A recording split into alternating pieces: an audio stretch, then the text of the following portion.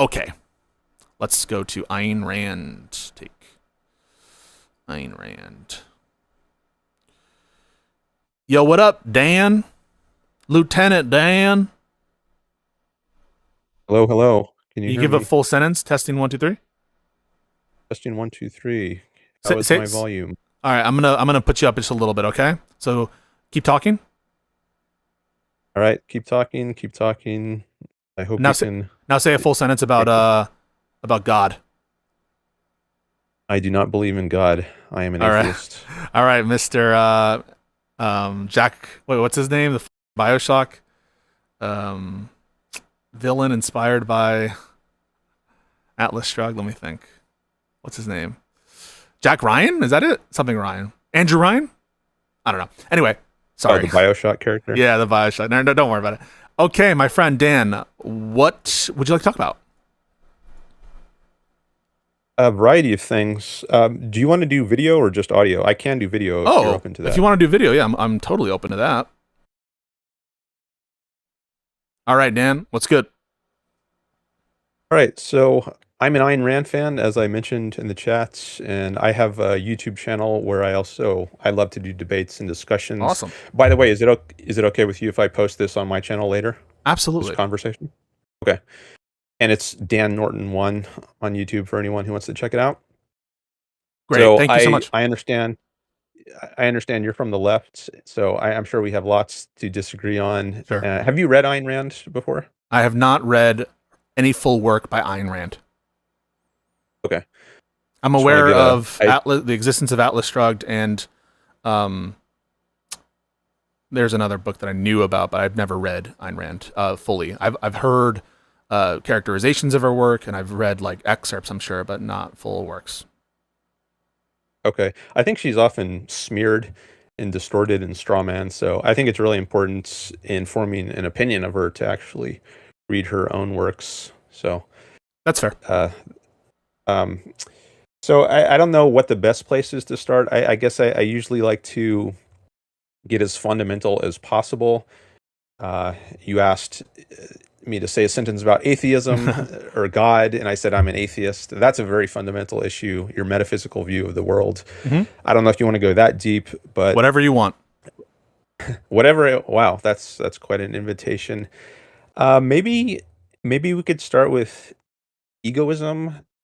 I know you mostly talk about politics, but I think politics is downstream from ethics. Agreed. So depending on your view of what is good and bad in general, you will end up applying that in a certain way once you get to politics. But if we're not on the same page yet about what is good and bad in Sure. general, like if you're an altruist or a utilitarian, whereas I'm an egoist, which I am, then we're going to have very different politics that fall out of that. So I think Agreed. first, maybe it would be good to explore ethics. So I'm an egoist, and I'm curious if you have a view in ethics that you would label Yeah, yourself with. I think in metaethics, these are like questions about what it is, what good is, and then we go to normative ethics, I guess. But I take the view essentially that what is good is what ought be, and what ought be um, it like relates to stances. In other words, it's a stance dependent notion of what ought occur, and that is grounded in preferences. And I don't have an understanding of what good is other than with respect to a stance. In other words, I don't really think that it's coherent to think of stance independent, I don't know, objective truths or whatever. That's kind of meta ethically. I'm a subjectivist, I guess I would describe myself there. In terms of normative ethics, I don't know what the best way to describe it is. Some form of rule utilitarian or some kind of like threshold deontologist, I think would be best describing my normative ethical stance. But I don't know that I'm the best at describing that, and I certainly don't have like a philosophy background. But yeah, I think that's enough words for you to chew on. Okay. So you talked about normative ethics as well as metaethics. I guess there might be some overlap on the metaethics points with my view. Uh, in that I do think good and bad is relative to an agent, and in that way, it might not be stance independent. as it's sometimes put. I don't Yep. usually think in those terms, but like if I say a banana is good, it's not just good, period. It's good for me Yeah. or Yeah. for some other Yes. And I don't understand what it some means to other. say for something is just good. Like good to me. So sometimes people will ask me like, in the context of a conversation recently, someone was like, "Don't you think a conversation would have gone better if you did this?" And I'm like, "Well, in what sense do you mean better? Like better according to my own view about what makes a conversation good? Then no. If better in terms of what you think, in terms of understanding each other, I think that's like less clear. So yeah, no, I totally agree that I don't really understand these like just good independent of anything else. I think the good is almost like a relational term. Okay. Where there might be some disagreement, however, is I wouldn't call myself a subjectivist, use that term. And that term, I think itself, it has multiple meanings. There's a metaphysical sense of subjective, there's an epistemological sense of subjective. And I, I don't know if we should get into that right now. Maybe we can. I probably would be with But respect just to both. Like epistemically, I think I'm convinced that the best way to make sense of how we know things is with respect to an assumed epistemic context. But beyond that, I'm not sure that I can ground out whatever that means or truly know the truth of something other than as filtered through a given set of assumptions like the uniformity of nature, the reliability of my senses, these kinds of notions. And so I think that both from an epistemic sense and from a morality sense, that I'm like a subjectivist on that view, I think, is too. So in other words, I'm a kind of like a Descartes guy. I think that basically the only thing I know for certain is that I am a mind and that I exist. Okay. Well, that gets in some really deep territory, and I'm actually tempted to explore that Sure. somewhat. Uh, so, if I guess if you're an epistemic subjectivist, then what immediately came into my mind, well, I don't know if that's the right term. is I just kind want of to be clear. I just want to be careful because, like, maybe that's the right term, and maybe we I think understand each other when we use that term.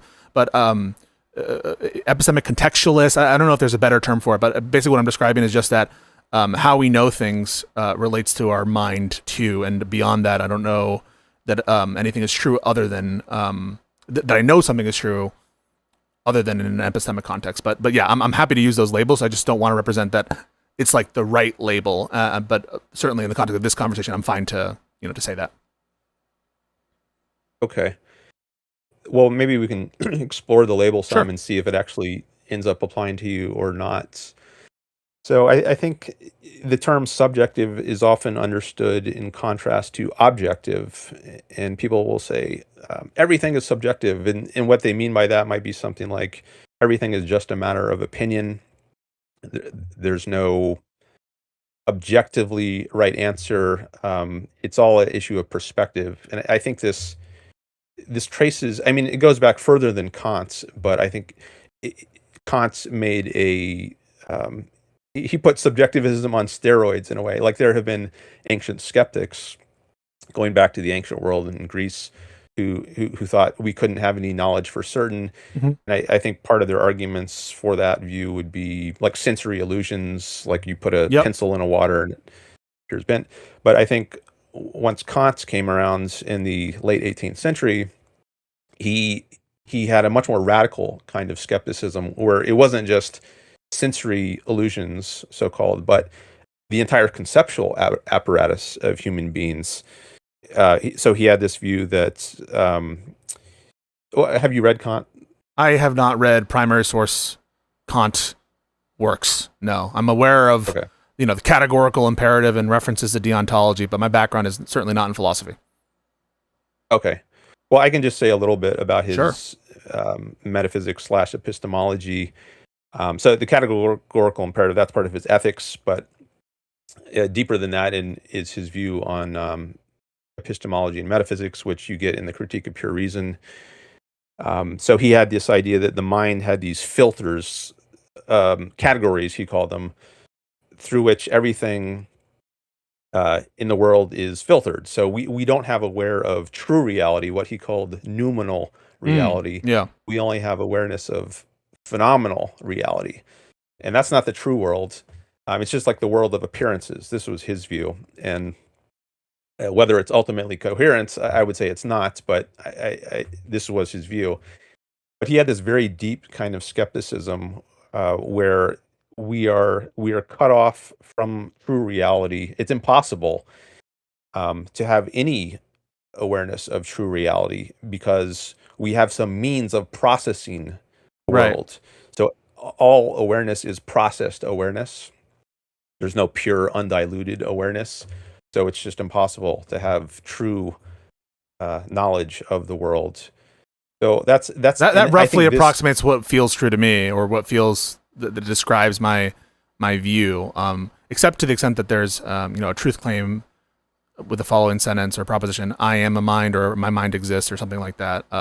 So yeah, I think that to the extent that we're taking a skeptical view, my views would ground down into deep skepticism, and yeah. So when I make truth claims about objective reality, that term objective is mapping onto some epistemic frame for which I can't justify with some of the assumptions that I referenced before. Okay. Well, that's interesting, and I think this is a very common view. I think many people are Kantians. I think we're living in a post-Kantian world to a Sure. large extent, um, which I think is, in my view, that's unfortunate. I don't have this view. I don't share Kant's view that we are cut off from reality, or the view of earlier skeptics. But I think one point I would make is that you might think this undercuts all your views, right? So if all your views are basically resting on this very untenable foundation, if you're deeply skeptical, then all your claims in ethics, all your claims in politics, do they just collapse, or I where don't does think that so leave because you? I'm self open with the fact that all my truth claims contain within it the proviso subject to a set of assumptions that I take for granted. So the truth claims are only accurate insofar as they onboard those assumptions, and I'm self aware about that. So given X, then this is true, and so I don't think that there's any. If I know, right, if my claims are understood, usually people don't go this deep, but if pressed, I will say, well, I'm not making a claim as to objective reality or whatever. I'm making this truth claim with respect to an epistemic context, and everything needs to be understood. The truth or falsity of my claims needs to be understood merely as true or context true or false in relation to that context, and not true or false outside of it. In other words, my claims don't go beyond the epistemic context, in which case I think it doesn't disturb them. It's Okay. scoped in, it's priced into the claims, or at least in my mind they are. Okay. So I've got a couple thoughts on directions we might go from Sure. there. So one is, someone might say or think that everything you just said is, well, it's all worthless because it's all it's all self-refuting. Any skepticism, deep kind of skepticism, is a Well, I self-refuting take self-refuting to be a kind of. contradiction, and I don't think that there is one. So I don't think it's self-refuting. Well, maybe there's an implicit kind of contradiction. Which is? Like anything you say has this. Well, let me just entertain this view at least. Any view you put forward has this implicit um, addendum to it, which is objectively true. So, for example, if I I would agree with say, that. It contains an addendum, but that's not self-refuting. That just means the scope of the claim only extends so far as the addendum. So I don't think it's self-refuting. I think it's just people would maybe subjectively feel a kind of way that the addendum is added there because it feels like wrong, but I don't think it's a contradiction. okay, you don't think it's a contradiction, is objectively true. I'm trying to apply this Yeah. analysis So to. analytically, I understand a contradiction. So truth can, something can be analytically true, by which we just mean like we're just defining the terms and the concepts. So in that sense of it, if we define a contradiction to be something related to, I don't know, a proposition and its negation, so the joining of those things, I guess, or I don't know, P and not P together. If that is what we understand a contradiction to be, then analytically, that is to say, by definition, um, there is no P and not P contained in the statement.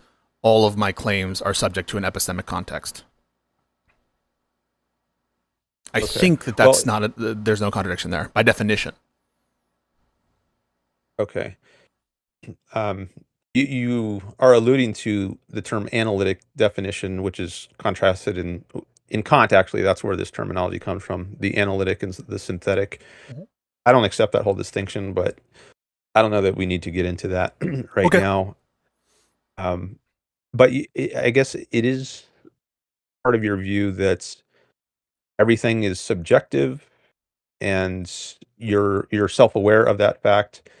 But if you say everything is subjective, for that to have any coherent or intelligible meaning, I think it needs to be contrasted with something like as opposed to objective. I don't know that I think that I don't even know that the like a notion of true objective. I even understand what that means. Like I understand objective to be mind independent, and I understand mind independent as in other words, and in the legal context, it has a different meaning entirely too. So for folks who are watching, don't let me when I say I don't even understand objective, we're just talking about in this sense. I think to the extent that I can make any truth claim independent of an epistemic context, it's that my mind exists or that my mind is experiencing something. And I think that makes it so all claims are mind dependent because, of course, the claim that my mind exists, or maybe not, I guess I haven't thought about it as much. But I do think that truth claims, as far as I understand, rely on an epistemic context or don't make sense to me outside of an epistemic context, and therefore, in that sense of something, I don't know if there's anything besides that sense of subjective. Okay. There are different senses of the term subjective. Of subjective and of objective. And I think I mentioned this earlier Okay. in the discussion. So there's a metaphysical sense and an epistemological sense of both terms, both Okay. subjective and objective. And you mentioned just a minute ago that you understand objective to mean mind independent. Or stance independent, I think. And Yeah. yeah, and I take that to be the metaphysical sense Okay. of objective. And I think maybe the more relevant sense in this discussion is the epistemological sense. So, to give an example, this is the sense which one might use, for instance, in talking about, say, a teacher grading papers. You could Okay. say the teacher is objective in her grading or subjective in her grading. And neither one means mind independent. Like it doesn't make any sense to say you could grade a paper without using your mind. There's no such thing as a Right. mind independent grade. But I do think there's a distinction in the way the teacher uses her mind.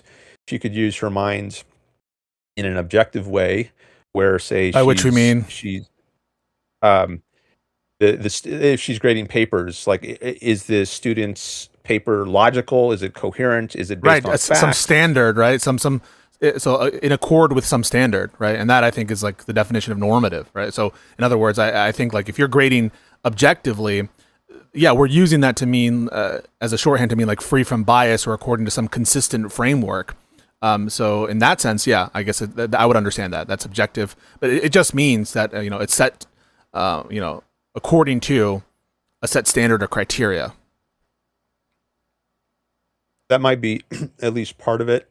I might want to add in more Sure. elements, but just to contrast that with the subjective method of grading, I think that would be, for instance, just going by her feelings, like, oh, this student kind of looks like they know what they're talking about, but I'm not going to read it too closely. I'm just going to go by a feeling, or if she's grading a math problem set, oh, he's using a bunch of fancy symbols, but I'm not going to bother to analyze. So I think this is really interesting. I recognize a distinction between those two methods. What I never understand is when someone says like, well, one is incorrect. I just don't understand what that means. If it doesn't mean, well, I prefer them to use one method. What does it mean to say like it's correct or it's better or the right way to do it or the natural way to do it is to do the one method versus the other method? I understand the distinction, coherently between those two methods, but I just don't know in what sense one is objective and subjective, except to just distinguish how people use those terms to describe the methods. Okay. Well, I don't know if the term objective implicitly contains the idea that it's correct. I mean, exactly what is the relation between the concept correct and the concept objective? That's something we can get into, but Yeah, you sure. might think that they're overlapping, or if not synonyms, maybe different angles on the same thing. But Yeah, but like what makes I guess the rubric objective and the feelings, the language thing subjective? That's what I don't understand. Other than the fact that I will recognize that we use those terms. That you're being totally subjective and unfair and arbitrary, right? We use the term subjective to be references to those concepts, but in a true sense, or in a sense that means something other than just labeling, right? Because I don't think that what you're saying here is just a labeling thing. What makes the method of grading by which we're going off of flowery language versus not flowery language versus like some like coherence or evidence-based set of grading, what makes one objective and the other not objective? okay. Well, maybe I think one is tied to reality, or the other is not. Well, hang on. And maybe this. If you're grading something based on flowery language, just assume the teacher's like actually identifying the flowery language, actually seeing the biases that she agrees with, actually being like arbitrary and is self-aware about that. How is that not mapping onto reality in a way that the one that focuses on coherence, on rationality, on evidence, that is mapping onto reality? I think that implies some sort of norm that we ought cohere to reality. We ought be normative. We ought be evidence-based. In other words, that's what I'm getting at is like, I'm not sure what makes one more tied to reality, one method versus the other. Well, I take that I take it that objectivity, in part at least, means adherence to an object. I think that's actually A purpose. part Yeah. of where the etymology of the word comes from. So I think there's a tie between the epistemological and metaphysical aspects Yeah, but the of bias grader has a objectivity. purpose too. Their purpose is to be biased and to be partial and to be arbitrary, let's say. Okay, but then one could raise a question, is that a reality based mode of operation, or is that somehow being That's what I run don't by understand. your Well, what makes something why, a reality-based operation versus not? okay. um well, maybe we need to go into, what is reality if we're going to answer this question. Maybe. And that's yeah, let's try to go there, I guess. Let's get as deep as possible. So what is reality? I I think don't I reality could is. give an answer to that, or Yeah, sure. I can if you want try, to. but Okay. it's the words are about to fail because I think we're going to get into like some sort of primitive of some kind, which is I just think I take reality to be what is, and I don't know that I can describe it any more than that. I just take what is to be like almost a semantic primitive. Okay. Well, I would also agree that reality is what is. There are other terms that could be used, like synonyms, like existence. Yeah,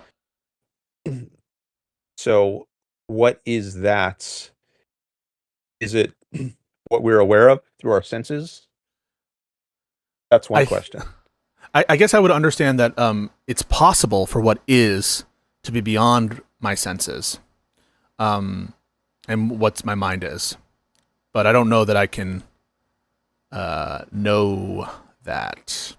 So that's, I guess, the epistemic sense of objective, where we're running into the wall, which is like, and what you mentioned with these filters, I don't know, the Kantian filters, which is, yeah, I guess what exists can be independent of my mind. So I guess I would recognize that there's a notion of reality that isn't dependent on my mind. I perhaps just don't have access to it. Okay, so it might be that you are just caught in a matrix, so to speak, or Yeah. to use that. Yes. I don't think that there's And any contradiction entailed in us being in the matrix, and me being a brain in the vat, and me being the only living being in existence, and all of you guys are just projections of myself. I don't think that there's any contradiction entailed in those, and because I can't generate a contradiction, I don't think I can say it's impossible, and therefore I can't rule it out. Okay.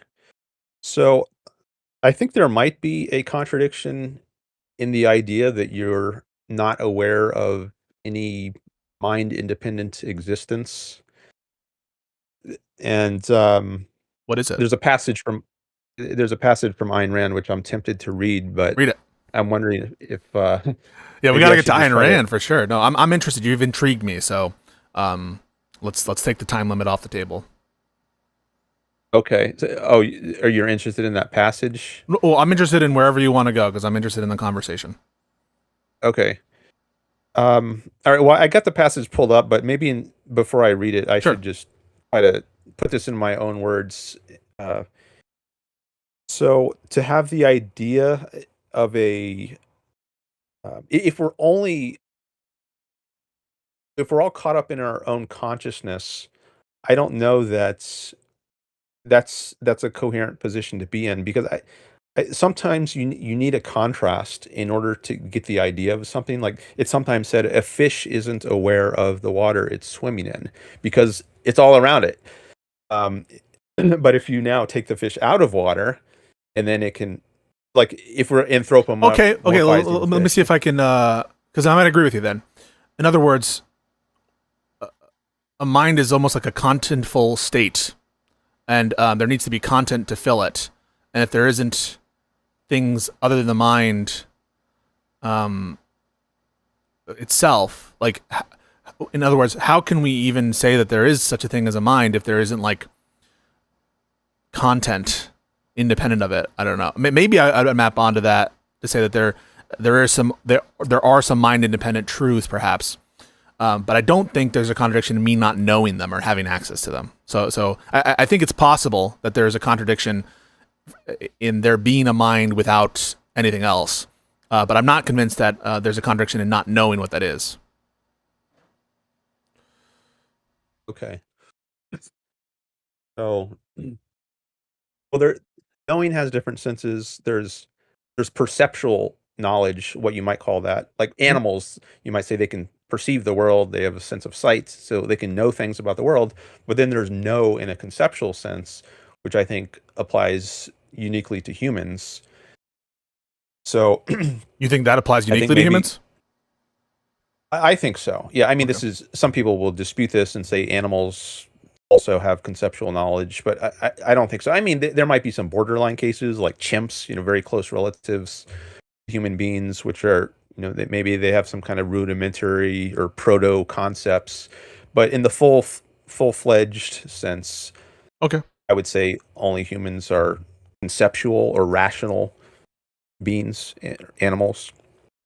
Um, But I think the sensory or perceptual level, that the five senses, is a more basic kind of contact with reality, and I think that's where we start. Like as infants, we don't have any words yet, any concepts, any ideas, but we have our senses, and we can look out and see the world and hear things.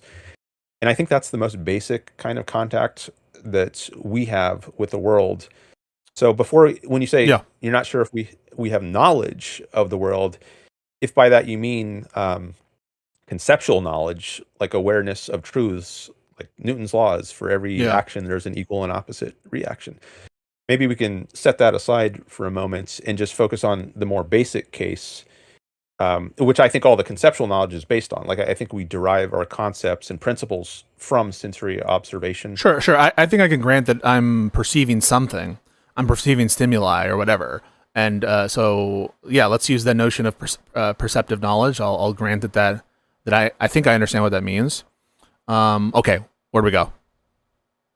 All right. So, well, Because senses can deceive you, right? And it could be the case. By could, I just mean it's logically possible, and no contradiction is entailed by my senses not, being triggered by a machine or a computer. Or I don't think it's disproving the problem of deriving any kind of truth claim about the objective reality, which exists, but which we can't know anything about.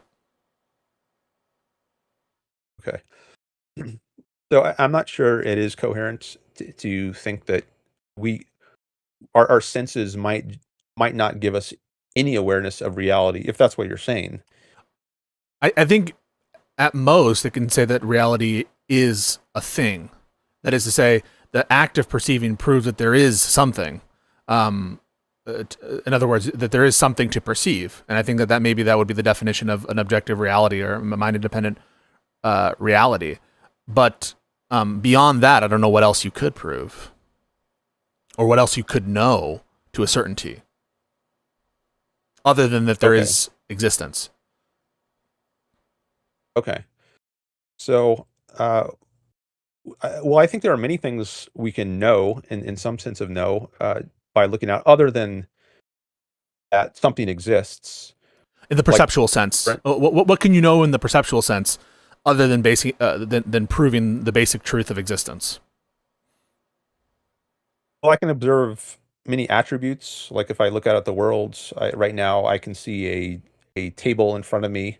It has a certain shape, and I see a bottle of water somewhere else that has a different kind of shape. So I can. I guess there's a truth in that you're perceiving it, but there's a sense of of truth with respect to the reality there that when people use the term, I think they're getting some additional concept, which like the table's really there. Like there actually is a thing in the table, or that is the table, and the perception isn't just some stimuli in someone's head. And I don't think that the fact that you perceive a table means that it isn't just some image created in your head by a god, if it exists, by a computer, if it's real, by some kind of alien creature. Like how do we? I'll accept that perception proves itself or something. The fact that you're perceiving it, it means you're perceiving it, and it is true. And in other words, I'll say it's objectively true that, or it is the case that you are perceiving it. I don't know if that's an objective truth, but I just don't understand how that maps onto this notion of objective reality, which would demonstrate that this table is true in some sense other than the fact that you subjectively are perceiving it. Okay. Well, the claim would be that the table exists, not that it's true. Because to be true or false, it has to be a proposition. Sure. I'm not saying that the word itself is a proposition, but like the table exists. When you say that word, do you mean I'm perceiving the table? If I just say the table exists, I'm not. It might be implied that I'm perceiving the table if I'm aware of it by seeing it, as opposed to someone told me there's a table, and that's why I believe the table exists. And so I think there's different ways you can come to know things. There's testimony on reliable sources, and there's also direct perception. So if I see something by direct perception and say, does that prove that the table exists? But okay, it's some evidence that a quote unquote table exists, I guess, but the table might not exist, right? In other words, there's no contradiction between you seeing the table and the table not existing. Well, you can dream or hallucinate tables. Yeah. But I think it's maybe an arbitrary position to be in to suppose that we might be dreaming right now. Or why is it arbitrary? Well, I don't know what the basis for thinking that we are. I'm not sure. I'm not proposing that there is a good reason to believe that that seeing a table, after seeing it, to conclude that it doesn't exist. I'm just saying you can't count it out that it doesn't. You can't. In other words, you can't be certain that the table does exist just by seeing it and touching it and feeling it and having it. Okay. Well, I don't know that you. That's what I mean. You can't be certain of anything other than your mind existing. Well, that's my position. Okay.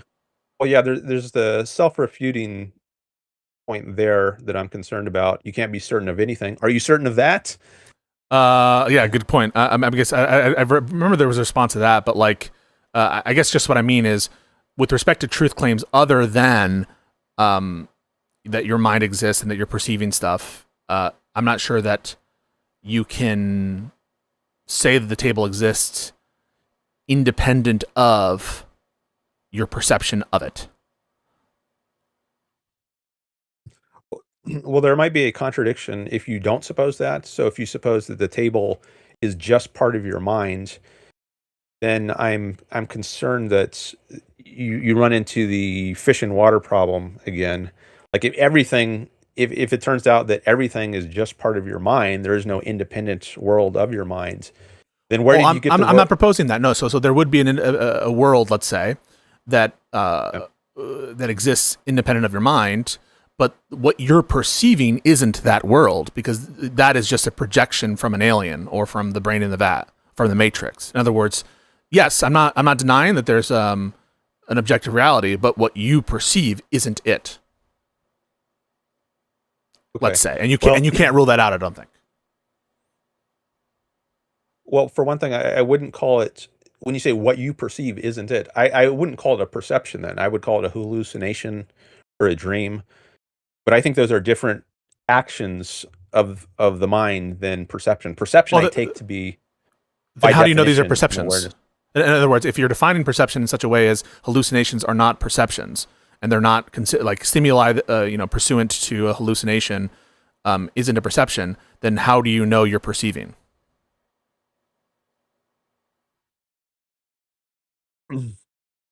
I wonder if there's a burden of proof issue, and maybe the default should be that absent evidence that you're not perceiving, you are perceiving. I wonder Well, this. I take that to be an assumption, and I think assumptions are by definition not justified.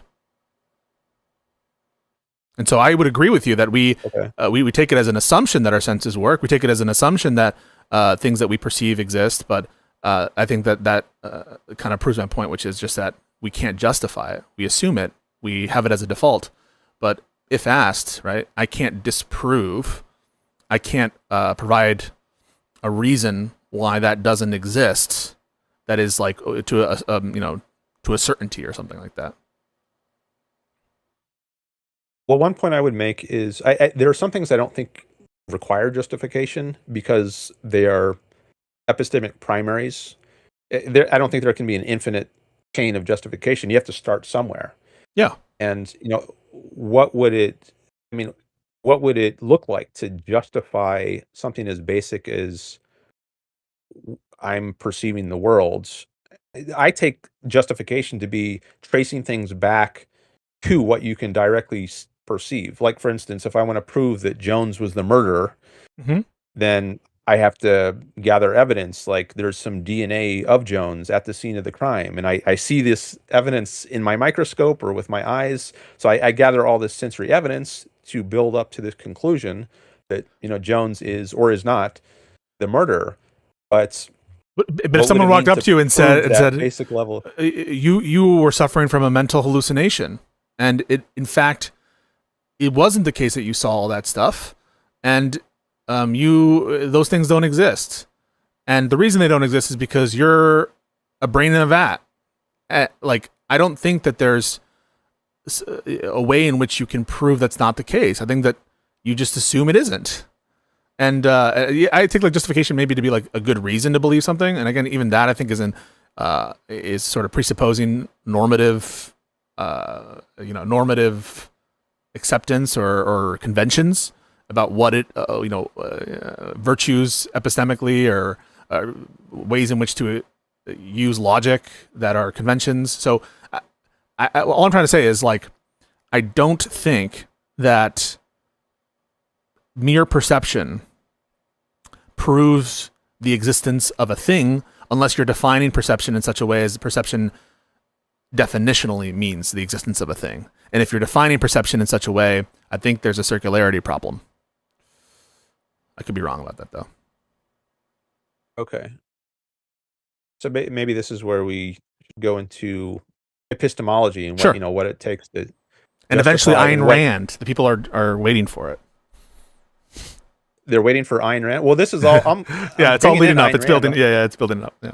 I mean, I'm giving voice to Ayn Rand's ideas without mentioning her explicitly. name, She yeah. has a book called Introduction to Objectivist Epistemology, but maybe more relevant on what we're talking about right now is there's a passage in Atlas Shrugged, her most famous novel, where she addresses this, which I could read. Yeah, Maybe go I for it should if you read want just to. one paragraph. Yeah. All right. So this is from one of the. I won't say who it is. I don't want to give plot spoilers, but I'll just read the words. This is what one character says. quote, existence exists, and the act of grasping that statement implies two corollary axioms: that something exists which one perceives, and that one exists possessing consciousness, consciousness being the faculty of perceiving that which exists. If nothing exists, there can be no consciousness. A consciousness with nothing to be conscious of is a contradiction in terms. A consciousness conscious of nothing but itself, this might be the kind of Yeah. matrix idea. A consciousness conscious of nothing but itself is a contradiction in terms. Before it could identify itself as consciousness, it had to be conscious of something. If that which you claim to perceive does not exist, what you possess is not consciousness. Yeah, I think Oh, I grant that at a base level, for consciousness to exist, I think I would grant that there needs to be something besides it for which to perceive. I think that's fine. Yeah, no, but the reality, like what our everyday reality that we experience, that we refer to as reality, what I propose is that's just not that, right? There is something, right, that exists outside of the mind for sure, but it's the stuff outside the vat, and the stuff in the vat is just the mind. And so, and I don't think that that entails a contradiction. And if there is a contradiction, what is it? Because I don't think it's that a mind exists without existence or something other than the mind. I think that in the example I'm giving, there's the vat, there's a brain in the vat, right? There's the brain, the vat, and then the world outside the vat. And what we're experiencing just isn't the thing that exists beyond the brain. And so I think that I've resolved the problem with a mind existing without reality at all. And I'm just saying that the stuff that we're all in the matrix of, that isn't the outside experience. okay. In the proposed alternative, where I'm not saying that that's what I don't have a basis to believe that's true, but I just don't think it's entails a contradiction. Okay. Well,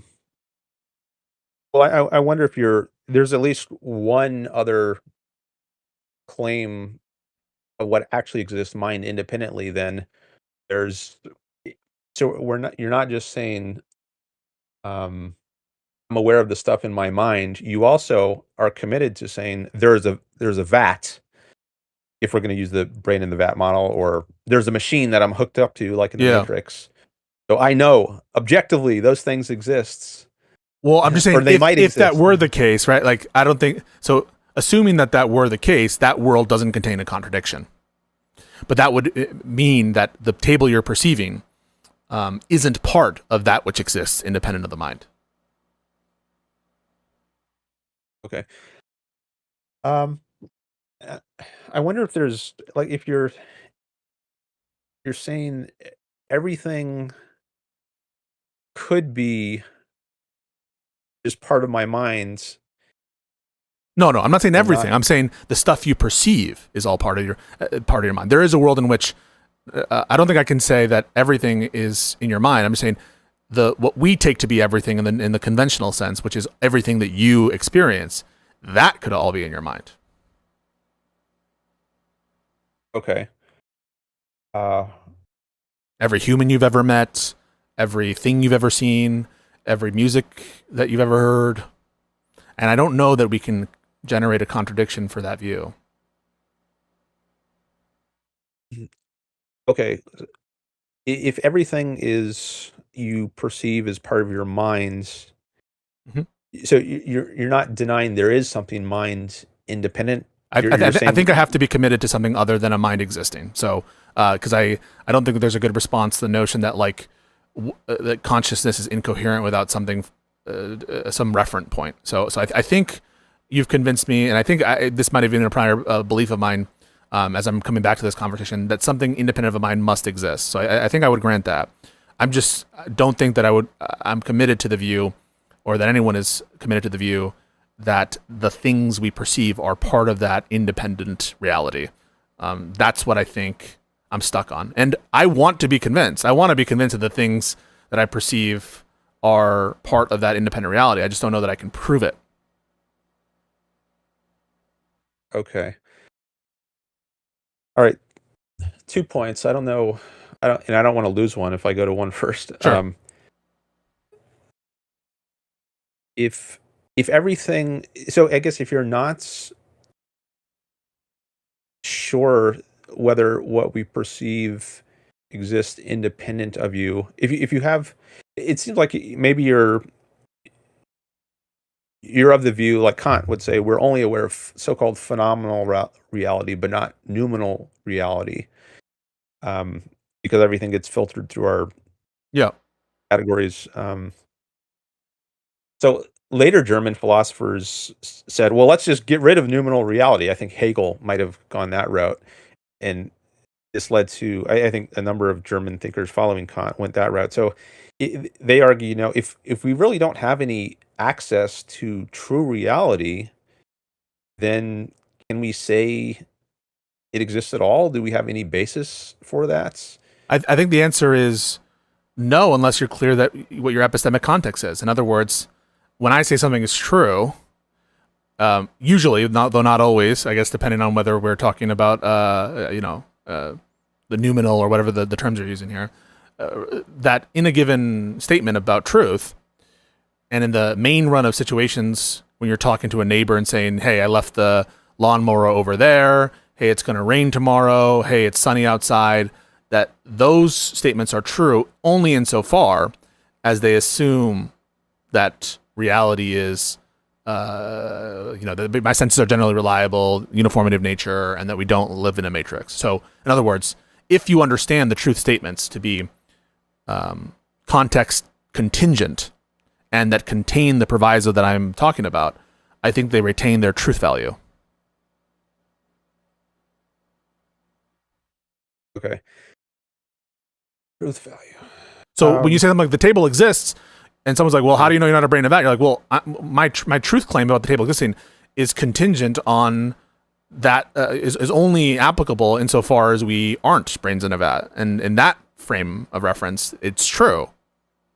It is the fact that you're perceiving it, and assuming the reliability of your senses and the uniformity of nature, and all that shit, and that like reality doesn't just, that you haven't been implanted with false memories up to the point of the present, like that all follows, and I think the truth value is preserved. Okay, so I'm thinking maybe we should go to the issue of justification. You ask these questions like, how Sure. do you know you're not a brain of the vat? As if that's a valid question that needs to be answered. And maybe it is, maybe it is not. I don't want to prejudge that, but I at least want to raise a question as to whether that's Yeah. a valid question. By valid, what do you mean? I don't think as I understand validity, it's not a concept that's mapped onto questions, but arguments. But maybe you are using it in a different sense. Maybe I am question. using it. Yeah. So, I mean, what would be a more clear example of an invalid question? Maybe a loaded question, like, have you stopped beating your wife? When I have no evidence that you ever were beating your wife, classic example of a loaded question. That might be an example of an invalid question. It has a presupposition baked into it, which is not justified. Well, what's the presupposition that's baked into the question? How do you know we're not brains in a vat? I don't understand what the presupposition or implication is. Well, I guess if in asking that, you're assuming that. That's precisely what I'm not doing, is assuming that we're not brain in a vats, or that we are. It's asking the question, how do we know? I was going to say, assuming, if asking the question assumes that you need an answer to that in order to think we're not, that's what I'm not sure of. I don't think that I can just head that off and say, I don't think I'm implying that you need an answer to that question if you take need to be like some sort of, I don't know, cultural standard, or that you need, but I do think that if you're going to make a claim that perceptions are quote unquote accurate and that what you perceive maps onto objective reality independent of the mind, I think you need to be able to, in order to be certain of that claim, to account for that. Otherwise, you're not certain. If there's a mere possibility that we are in a brain of that, then you can't be what I think is certain that your perceptions are accurately mapping onto objective reality independent of mind. Okay.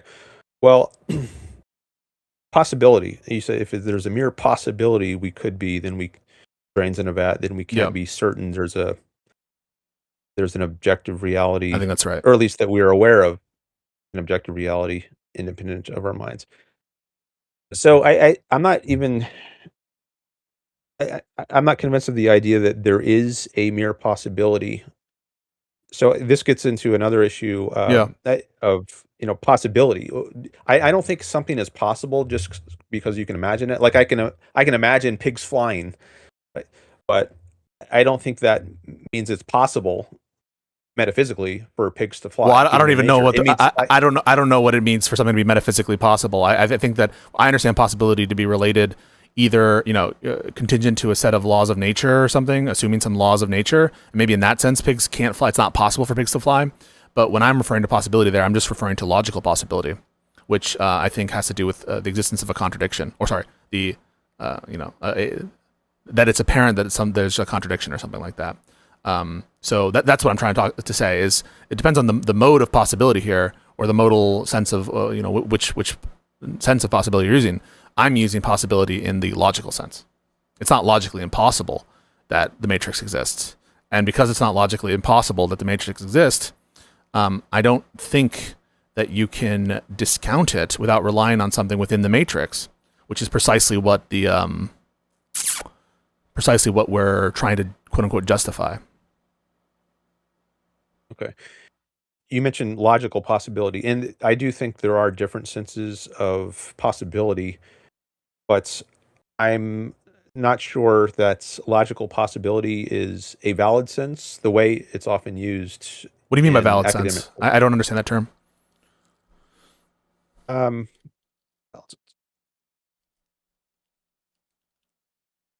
well, I could say something like it doesn't. It can't be derived from reality, but to justify that would take some work, and maybe we can do some Wait, of that work. I don't even know what it means to say logical possibility can't be derived from reality. I think it's like a concept. Whether something is logically possible is like some sort of concept, and I think that you can say that like unicorn as a concept, it can be conceived of. In that sense, like the concept isn't incoherent, and surely you understand what is meant by logical possibility. Does one exist? Does two exist? Does three exist? So can a unicorn exist? Can pigs fly? I mean, are these things logically possible? I think They're many logically people possible, who yes. use this term would say yes. Yeah. They would say yes, they are logically possible. But I think that assumes a view of logic, which I think might be incorrect. So there's a what do you mean by classical view of incorrect there? logic. Like not mapping onto reality, I think is what you mean by incoherent. Does not cohering with reality. Yeah. But I don't know what it means for logical rules or for a view on logic to not cohere with reality. That is opaque to me. What is meant by like the rules of logic not being followed in some stance independent way, or for some sort of convention of logic or some mode of possibility not cohering with reality. I just don't understand that. Well, maybe we should go to the fundamental law of logic, the law of identity, Sure. which was implicit in Aristotle, at least. He identified the law of non-contradiction, but I think that's actually a corollary of the law of identity. A is A, things are what they are. So I take that, and I think Ayn Rand took that to be a metaphysical law, which also has epistemic implications. So things are what they are. Like a leaf is a leaf, and it cannot have contradictory attributes. Like it can't be all red and all green at the same time and in the same respect. That would be a kind of contradiction. So A is A, or the law of identity, that's true of reality, on my view. And it also has implications for our thinking about reality. So if someone tells me, hey, yesterday I saw this leaf and it was both red and green. And I say, what? It was red on the top and green on the bottom? No, it was red on the top and the bottom. was It was red, also green. green on the top Yeah. and on the bottom. And I said, what, you mean part of the top was red and part of it was green? No, the whole thing was red and the whole thing on the bottom was green. And I say, wait, no, that just can't be right. You're trying to pull my leg, or something's gone wrong here. You made a mistake in your thinking. You can't believe this, because reality doesn't have any contradictions. Things are what they are. A is A. So But logic, there's a kind of I'm not tie sure that between I'm logic. convinced that maybe there's a proof that shows that A equals A or something. But I feel like there's no proof. That's what I mean. It's just like an it's not assumption, an assumption right? either. Why is it it's not? not assumption either. It's self-evidence. Well, Some things what you does can self-evident mean directly- other than an assumption? I feel like a self-evident truth is an unjustified truth that we just accept. So maybe here's an example. So if I say I have 6 brothers, now to your minds, that's not self-evident. Like, maybe I'm trustworthy and maybe you have good reason to believe I have 6 brothers. But now contrast that with, right now I see some whitish backgrounds behind Dan. That's not something, you're not assuming there's a whitish background behind Dan. You directly perceive that. I feel like that's begging the question, right? Like, there's an assumption baked into the perception well, unless you're saying like I am perceiving white behind Dan, then I would agree that's not like a self-evident truth or something. I'm saying it is self-evident. What, it is self-evident? At least that you perceive whiteness, or that there appears to be whiteness. That's directly given to you. You didn't assume. It was just, I guess, the stimulus hit your eyes. Let me think about it for a second. Does my sensory data is that assumed? I guess it's not assumed. I guess what I look at, I'm not like, it's not a truth proposition. Is an assumption? A self-evident truth relates to something that is like truth apt, I guess, and just experiencing something isn't like a proposition of truth, I guess. Okay, so I grant it that your perception of the color as white isn't. I don't have a good reason to believe that that's an assumption. Granted. So how does that, in terms of the law of identity, how do you get there? Okay. Well, the law of identity is just the idea that things have a nature. They are what they are. So this background has such a nature that it appears white. Okay, no. But when you go beyond the sensory data and you make the following claim, the statement, it is white behind Dan, I think you are going to have an assumption behind that statement, because you're assuming, unless the statement is relative to an epistemic context, I think you're assuming that perception maps onto reality, unless you're making it clear that that your statement is only relative to that epistemic frame. Does that make sense? So like statements, propositions, can be assumptions. I don't know that sensory data or like that is able to be self-evident, but like the claim that A equals A that feels like a proposition, and it feels like, to the extent that it's self-evident, it's an assumption. Well, I think the issue of whether this background is really white or is it actually green, maybe. Yeah. I think that's somewhat downstream from what we're talking about with the law of identity, because the law of identity is just saying things are what they are. So whether it's white or green, it is what it is. Whatever that nature turns out to be. Yeah, things are what they are. How do you know that?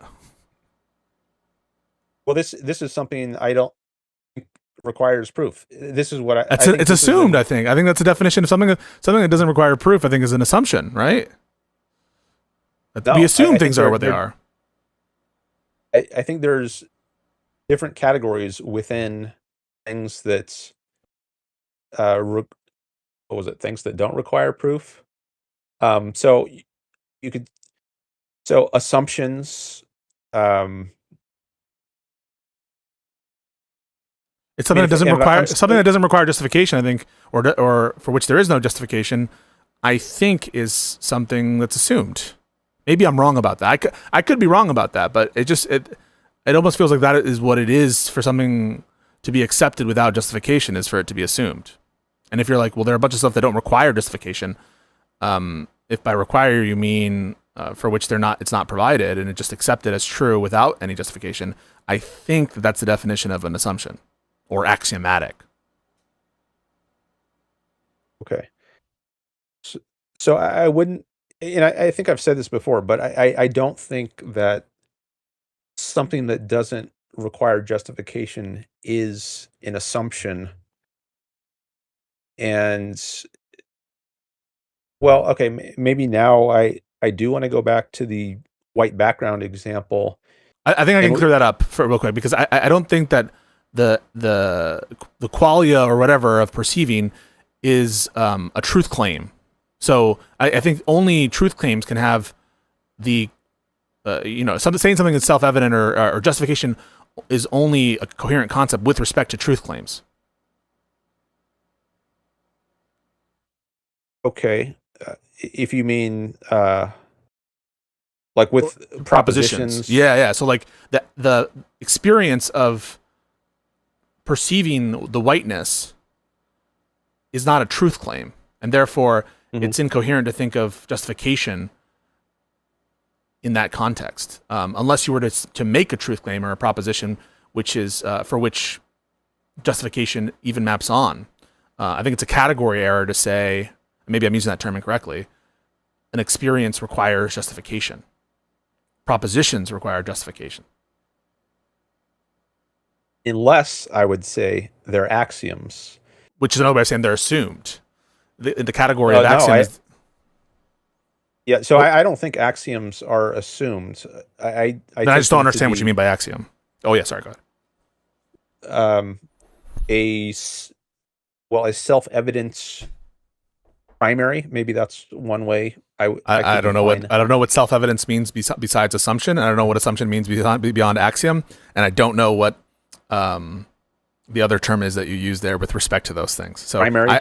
Self-evident. Yeah. Yeah, I don't know what primary means in that context. And when you say self-evident truth or something, I'm going to take that to be axiom or assumption. And so unless there's some notion of self-evidence or axiom that you can explain to me that isn't an assumption, by which I mean a truth claim for which there is no justification but is accepted as true anyway, I don't know that I know what you're talking about. Yeah. Well, I tried to give the example before of A is A as being a claim that doesn't require justification, but is just self-evidently true. And by that, I take that to be an assumption. I mean, or an axiom, and which is to say, a claim that is accepted as true without justification. So I guess maybe, I don't know if this is a fruitful direction to go, but sure. On your view, it could be that A is not A. No, maybe. Because I take A. I think that's analytically untrue, because I take what it means for something to be for something to could exist is to not entail a contradiction, and I think that we define a contradiction as a proposition and its negation, and so by definition, it can't be. By can't, we just mean logically impossible. By logically impossible, we just mean contains a contradiction.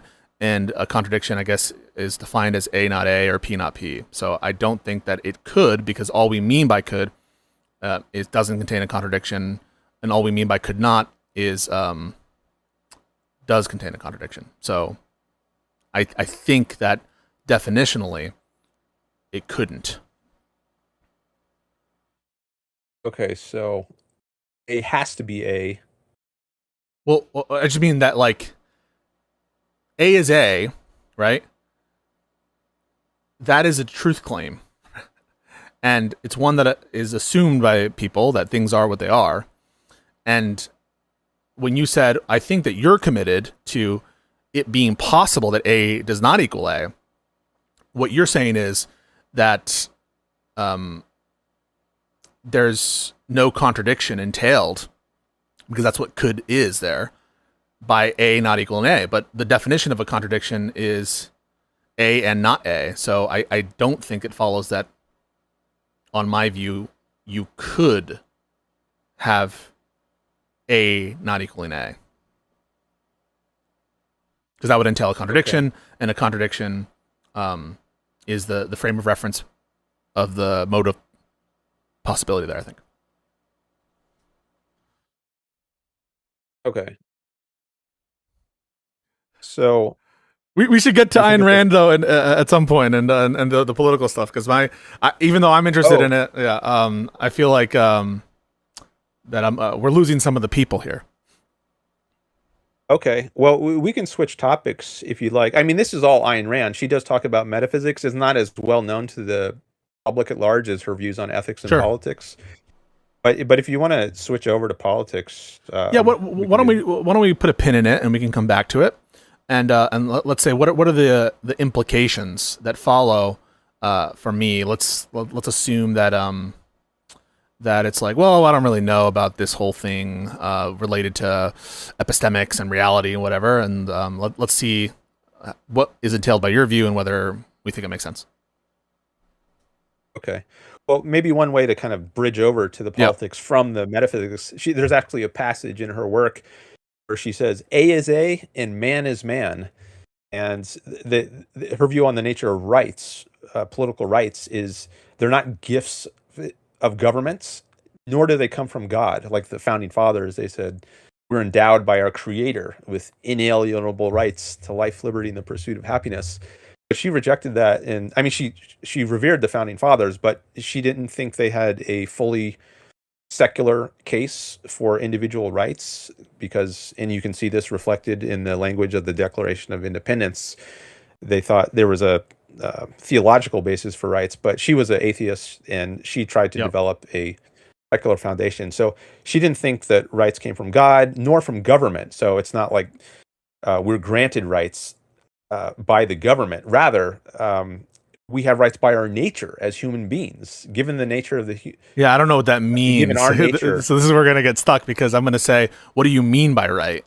And my understanding of a right is something that is stance dependent too. That, or it's related to those things, right? Like if we define right as what the government promises not to do to you, if we define right as what ought not occur, I can understand that. If we define right as consistent with God's nature, there are concepts of rights that I can understand, but this notion of like natural rights, I think we need to just be clear what we mean by rights. Yeah, that's I agree. So for Rand, rights are a principle that guides human interaction in a social context. So if you're alone on an island, you have no need for something like rights. But and by need, what do we mean there? Okay, for your survival. So this goes down into ethics. Okay, then it's a descriptive claim, right? And so if it's just a descriptive claim that like human beings, optimally to survive, if that's like the end, right? But it presupposes a goal there, a purpose, which is to survive, and you're assuming, right, that is proper or natural or whatever. That's where I always get hung up on in these conversations, is like when we get to anything that's not stance dependent, it just starts to feel like a descriptive claim of how human beings thrive given a purpose, given an objective, given a goal, right? Just like the word healthy, right? Or to an organ, people will say the heart is functioning well, the brain is functioning well. Those are all like contingent on some goal, some view about what things ought to be, and that's precisely, I think, where we'll have the hang up. But I'll let you continue. Sorry. Yeah, so I think the way you decide whether a heart or a kidney is functioning well is by the standard of life, and this is the standard of value for Ayn Rand, and she regards it as an objective ethics, as an objective field rather than subjective, and she uses life as the standard, and I think she gets this from her analysis or reduction of the concept value. And this is her work, The Objectivist Ethics. It's free online. Anyone interested in this topic, you can just Google that and read what she has to say about this. So she thinks values are based on the phenomenon of life. Like a rock doesn't have any values. It doesn't pursue anything. There's nothing. It doesn't Agreed. make sense to say something is good or bad for a rock. Now, if you're the owner of the rock, like if you have a pet rock, maybe it's good for you. Yeah, relative to that person, but that's just what I mean. Like, let's say that you had a goal, not to live and survive and thrive, but what you wanted was to die and everyone around you to die, and for humanity to end. If that were your goal, in what sense?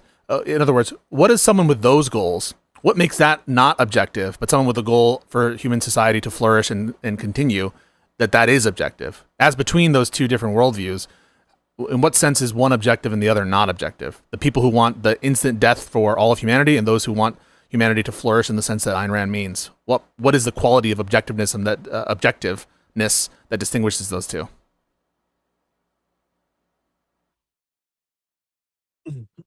There is something called the primary choice in ethics, in the objectivist ethics, and I don't know if, strictly speaking, she would say that what she calls the primary choice is objective.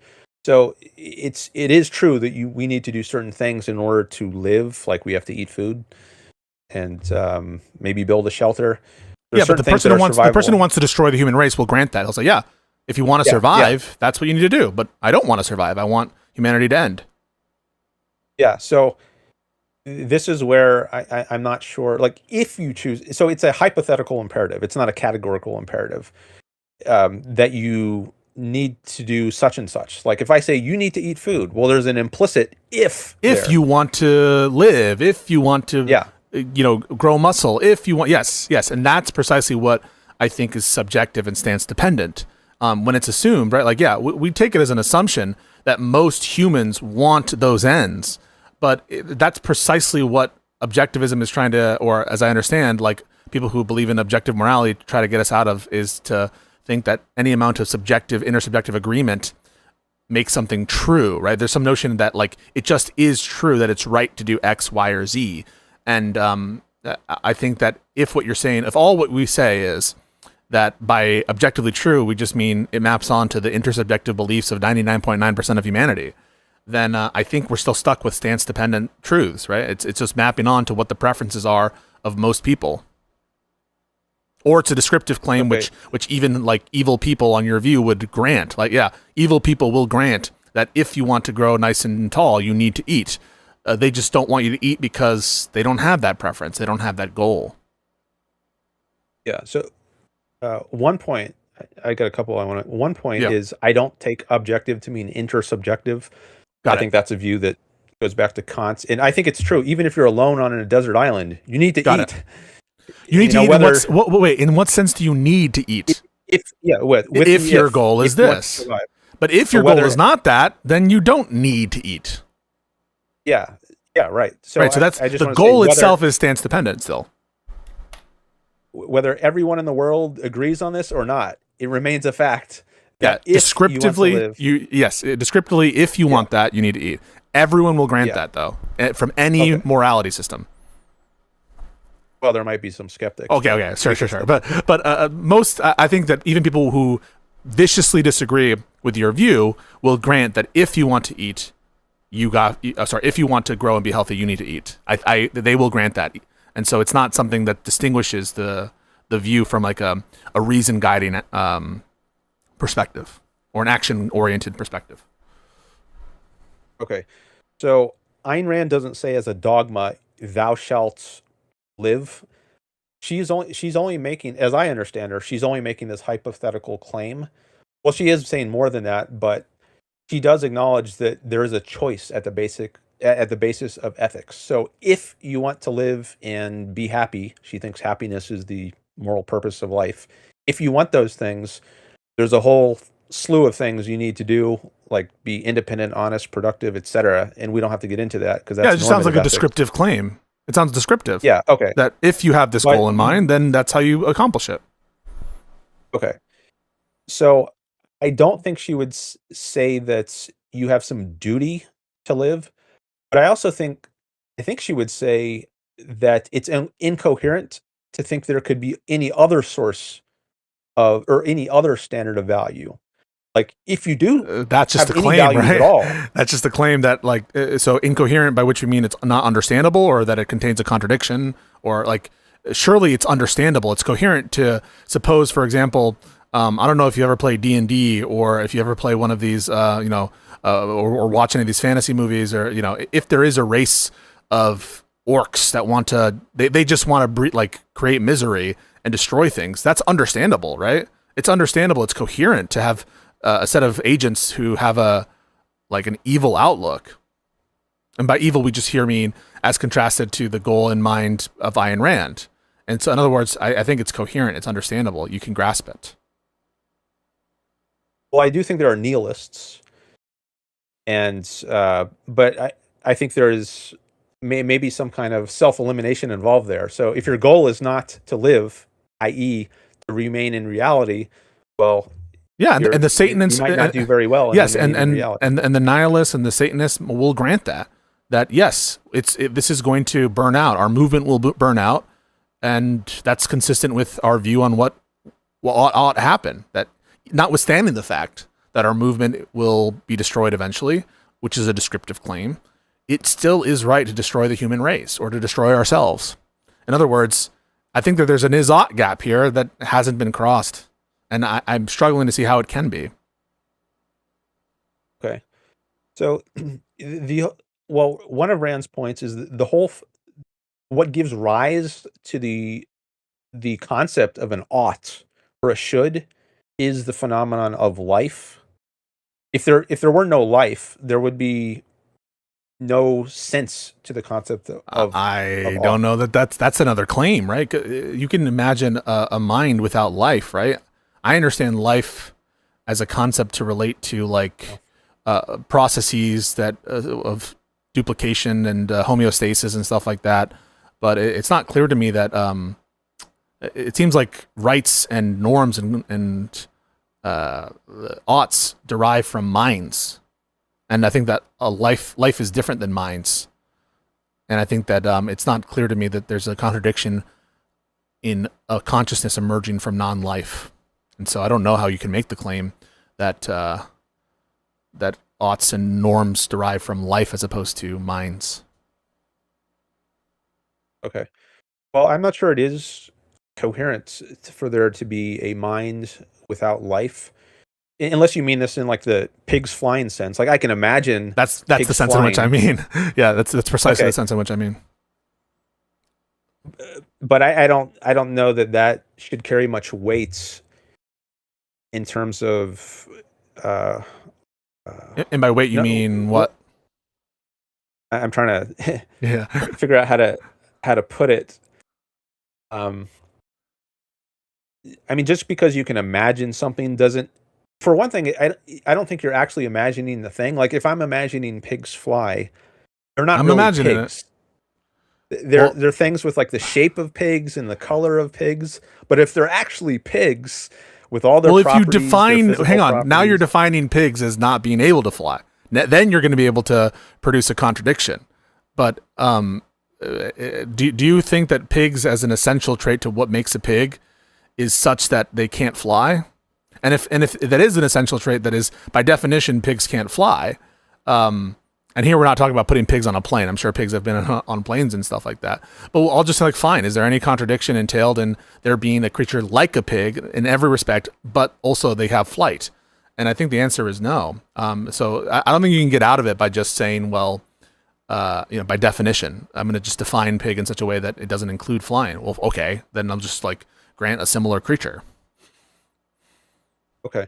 Well, so maybe this gets into the issue of definitions. I Mm-hmm. don't think a a um, a concept is exhausted by its definitional or essential characteristics. Like for example, man, if or human being, if we define that as Aristotle did as the rational animal, that doesn't mean well maybe humans can fly. After all, it's not mentioned in the definition that man can't fly. All it says is man is a rational animal. It doesn't say anything about flying. There are many millions of other characteristics about the entity. To say that pigs can't fly, what I understand that term to, what that sentence to be is, it's logically impossible for a pig to fly. Now, and that might be true because analytically, contained in the concept of pig, I'm not saying that it's exhaustive of the concept of pig, but that one of the things that makes a pig is not being able to fly. Perhaps analytically it's true that it's and that would mean that it literally is impossible for a pig to fly, because it would be like saying a married bachelor, right? Bachelor is defined in or at least partly defined. Maybe there's some other connotations, there are other like things related to a bachelor, but one thing that would be contradictory with a bachelor is being married. So that's the way in which, yeah, you can just say that your concept of pig excludes any flight. But then I don't think it's getting around the problem that I'm identifying here, which is just that, the notion that there could be, by which I mean there's not a contradiction, agents who want and desire fervently to destroy the human race, and on that, and they would grant everything you have to say about, eating to survive and thriving under these different conditions and honesty and all that. They just don't want that. Yeah, I wasn't raising the pigs fly example to deny that there are nihilists. I was raising it. I don't know. I just want to be clear. Not nihilists. Not nihilists. People who desire the destruction. They actually have desires. They have morality, and their notion of morality, or at least purposes. That's what I take morality to be. Honestly, is preferences. They have the preference that man be destroyed. So they're not nihilists. They're like extinctionist or something. That's their preference.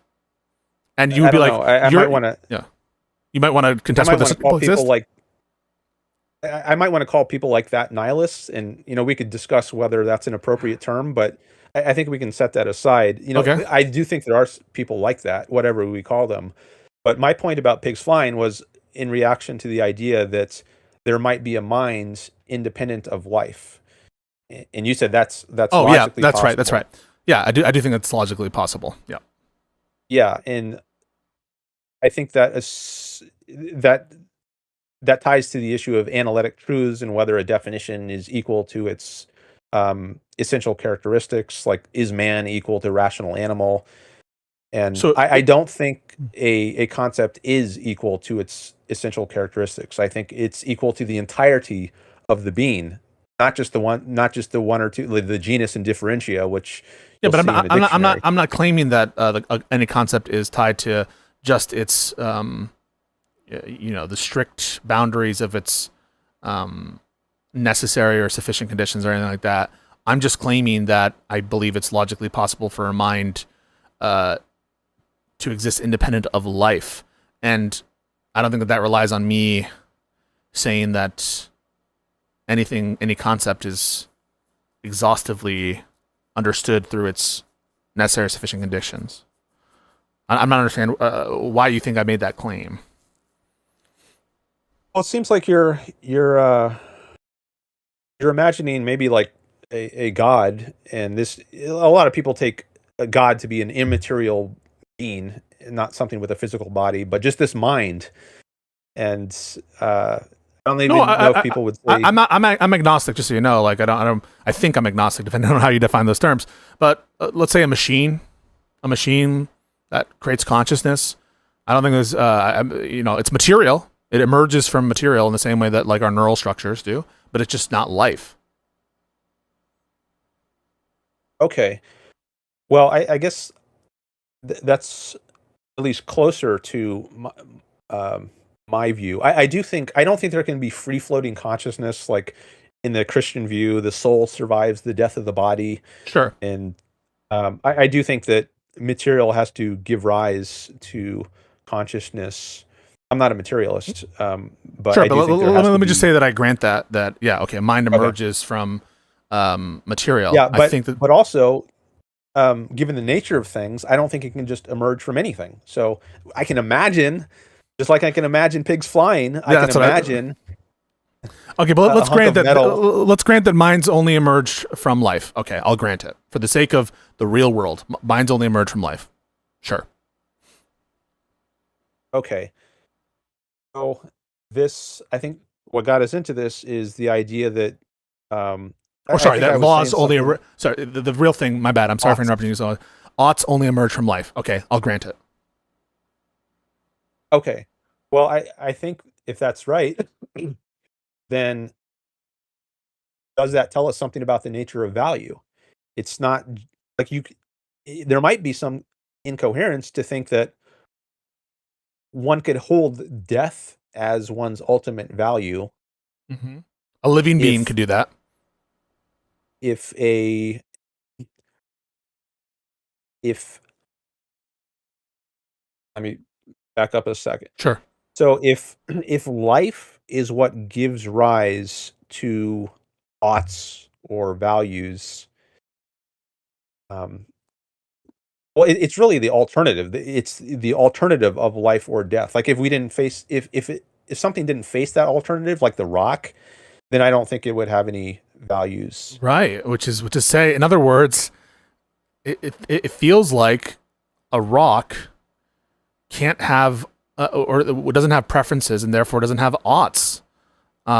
What gives oughts, I think, I do think it emerges from minds, but given that I've granted in this context for the sake of argument that oughts emerge from life, it just feels like that's a descriptive claim. Well, Or definitional, I like what it is to have a preference, or what it is to have morals is, contained in that is a implicit assumption that it comes from life or something, but it doesn't tell us the content of those of what is moral. It just tells us that where it comes from. I think it might be tied though, like where it comes from. I think maybe baked into that is what ought we to do. I'm a little Yeah. shaky on this, but if oughts are given rise to by the phenomenon of life, does that tell us that life is the only coherent standard for oughts? Coherent. I don't even know what life as a standard would mean. I think I think what you're saying is the only coherent um, norm, given the descriptive claim that oughts emerge from life, would be that life should continue or something like that. But I just don't know where that comes from. Why is that the only coherent ought that could emerge from conceitedly, necessary life? I don't understand why that would follow. In other words, why would it be incoherent for life to have as an ought, we should destroy all life? I'm Surely it's tempted to, coherent. You can understand it.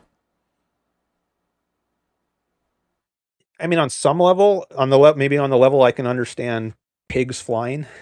But you can understand pigs flying, right? In a way that you can't understand Well, yes, a and force. Can you understand a four-sided triangle? I can't.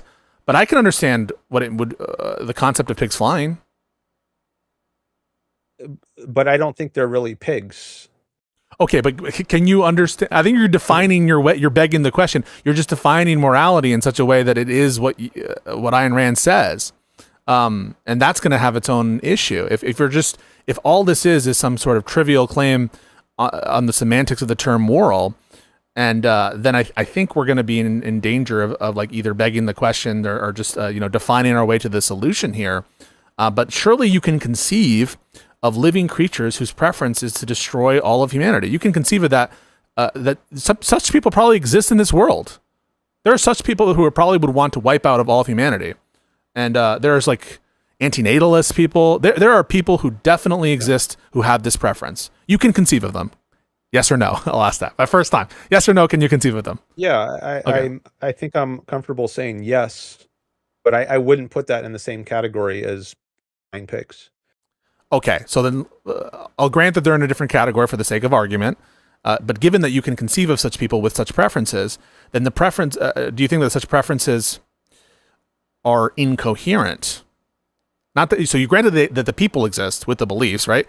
Now you could grant people exist who have incoherent beliefs. So now I'm going to the beliefs themselves. Is it incoherent to prefer humanity die? I think it's I'll be cautious and say I think there might be an incoherence. And And what is that? we got to flesh that out. Yeah. So if someone who holds this view, if I were to ask them, if I say, what do you mean you value death? What do you When I mean say, you yeah, okay, value the destruction of everything? And what do you mean by value? If I asked yeah, what I'll my call a nihilist, preference. or this, Yeah, you should say my if preference. I ask this person, what do you mean by value? I think to give a coherent answer to that, they might ultimately have to appeal to the standard of life. I don't And think they they would would, have to. So I'll give you an example. Let's play this role play. So I'm the person, I'm the Satanist who wants to destroy all of humanity, and you ask me the question. Yeah. So you say, go for it. So I'll start. I'll say, I disagree with you, Mr. Objectivist. I think that the only good thing is the destruction of all sentient life on this planet. Okay, Mr. Satanist, what do you mean by good when you say something is good? I just mean that it's my preference that it occur. Your preference. Okay, that's all you mean by it. So, and it's in accordance with it's in accordance with Satan's laws, and my preference is to enact Satan's laws. They say that. Okay, so where did you get this idea of good? Where did it come from? I don't really know. I think that like I was raised in a Satanist background, and I was taught Satanist dogma growing up, and I think it makes sense to me. I didn't really decide my neural pathway and development, so it's hard to give you a descriptive account of how I came to this belief, but it is my belief. All right, so you're not sure how you got this notion of good. Well, maybe we should explore that. Maybe you're mistaken if you don't know where it came from. Oh, I'm not mistaken. I know I have this preference. Okay, well, I'm not denying that you have this preference. I'm asking why you think it's good to do this. Are you asking for a descriptive account of how I came to this belief? I don't know that I'm asking that. I mean, you've already told me something about that. You said you. Yeah, I came from a dysfunctional family. I'm kind of like an antisocial person, and I think the dogma looked cool, and I actually believe it. And I don't know, it convinced me. I don't really have like a subjective awareness of what I find to be convincing, but it convinced me. Okay, you thought it was cool. And so now I want to see what it is. Like, yeah, so it sounds like maybe you don't have a really solid foundation. If it's just based on, well, I don't know what you mean by solid, sir. It's like, are you telling me that it's not actually my preference? No. So what do you mean by solid? Something with evidence to ground it, to back it up, to justify it. Oh, well, hang on a second. When I say evidence to justify, I don't know what you mean. I'm telling you this is my preference, and so the evidence that it's my preference is that I'm telling you it. And in fact, here, hang on, sir. This is a mind reading machine, and I'm telling you the truth, and you can actually experience the preference I'm having. So here, you've seen it, and it in fact is my preference. There's evidence of my preference. I've justified it to you. It exists. And my notion of what morality is just preferences. Okay, so, well, maybe that's what we should talk about, because I'm not denying that you have the preference and that you have good reason to think you have the preference. Okay, so what does grounding mean other than that? Than proving that I have the preference? Well, what I'm questioning is whether that preference is good. Well, what do you mean by good? Okay, well, I also asked you that question. My preference, I take what good is to be a preference. Yeah, so I just understand the term good to be related to my preferences or to people's preferences, depending on who you're talking to. And so when you ask me whether the preference is good, I just understand it to be kind of tautological. You're asking whether my preference is my preference. And so I think that, yeah, by definition, it's good because it's my preference. That's just what I understand goodness and badness to be, is to be a stance-dependent notion. I don't have access to this other notion of good independent of my mind. Says the Satanist. Yeah, so I'm not sure I want to. I don't think I want to question whether you have the preference or whether you think it's good. Yeah. I think I want to focus more on where you got the idea of good, and maybe where you got the idea that just having a preference suffices to make something good. Well, I just went to philosophy school, and I learned about these different concepts of good, and I didn't really understand a concept of good other than a preference. And so, given that I didn't understand other like usages of the term that were stance independent, I couldn't like come to the decision or belief that there's some other notion of good. And so, given that fact, like that's where I come to the definition of good, is because I don't understand some other notion of good that isn't relational to preferences. And if there is such another notion, tell me, because I'd love to know if there's some notion of good that isn't mapped onto preferences. Maybe you can explain that for me. Okay. Well, I don't think there is a what you call stance independent notion of good, but I also don't think that good is defined exclusively by what preferences we have. What would be some other definition that you're using? So when you ask me the question, how do you know your preferences are good? What are you asking me?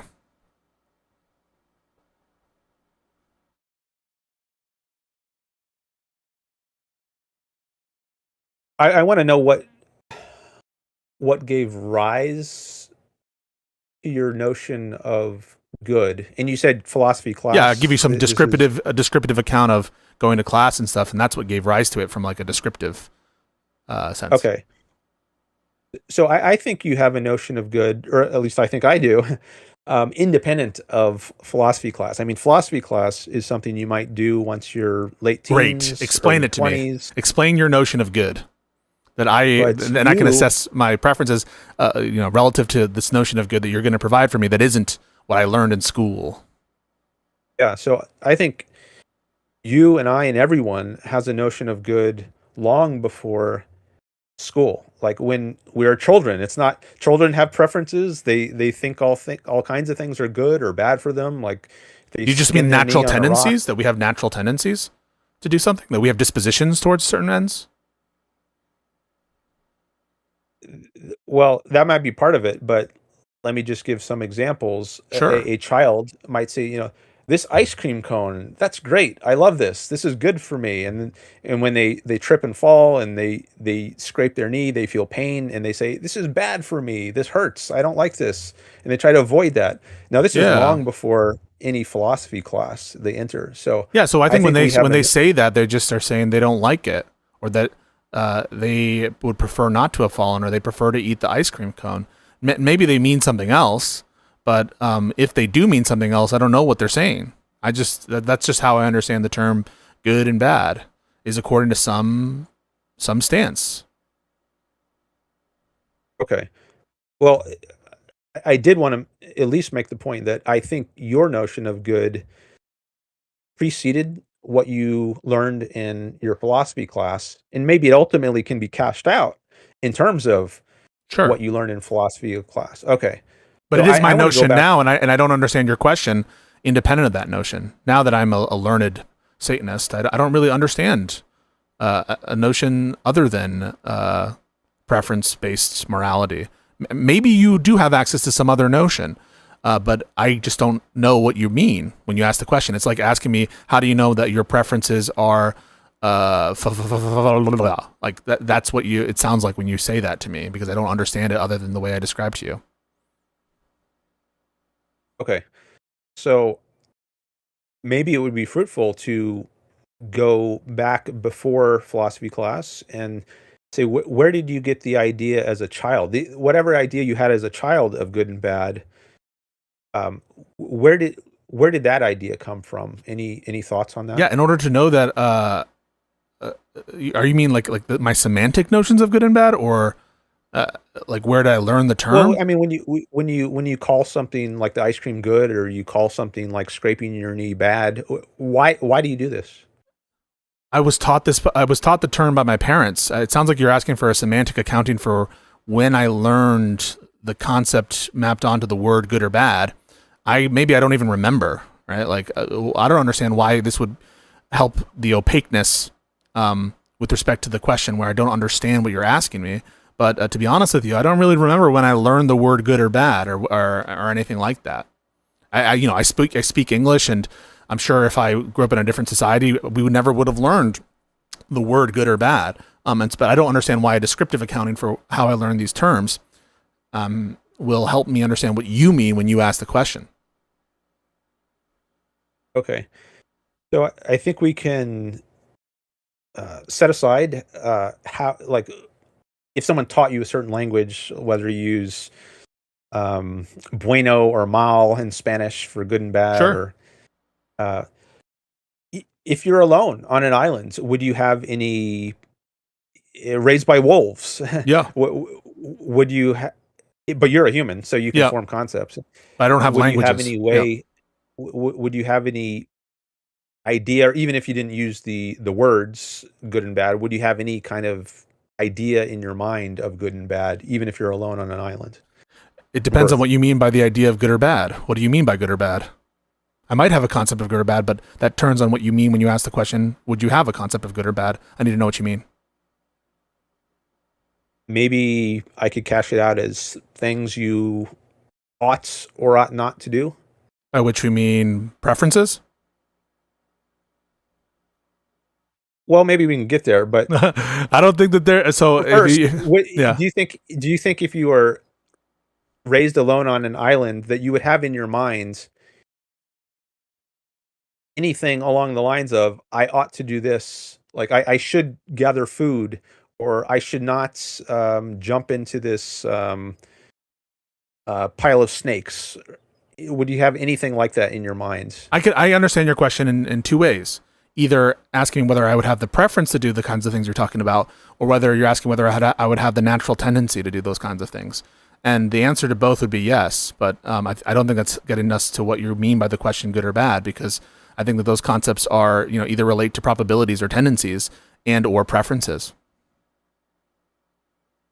Okay, do you think it's, well, first of all, let me just ask, what preferences do you think you would have? Do you think you would prefer to eat food and not jump into a pit of snakes? Yeah, I believe I would have that preference. Okay. And do you think that preference, would you describe that as an arbitrary, baseless preference? And you might as just well prefer to jump into the pit of snakes and not eat food. Well, my notion of arbitrary and baseless is indexed to some kind of standard. And so I guess I need to know what I'm meant to compare the action to, and in accordance with what standard would it be arbitrary? I don't know that preferences, to the extent that they're explained by causal factors, I guess it's not arbitrary in that sense. Like, I'm sure that there's evolutionary reasons why I would have one preference versus the other, just like someone probably has the preference to reproduce or to have sex or to eat things. A lot of that is related to evolutionary biology, I'm sure. So there's explanations for those things. But I don't know what you mean by arbitrary, other than, related to causal factors. And in which case I would say, yeah, they're related to causal factors. If you mean something else, like not in accordance with a standard, I need to know what that standard is. Okay.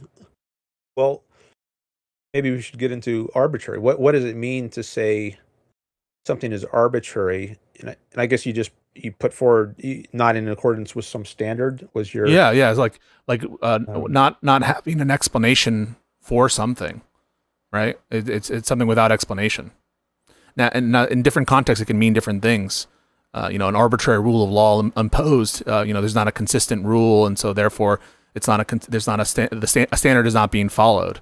It usually presupposes some like set of good reasons, but arbitrary at its most, I don't know, basic.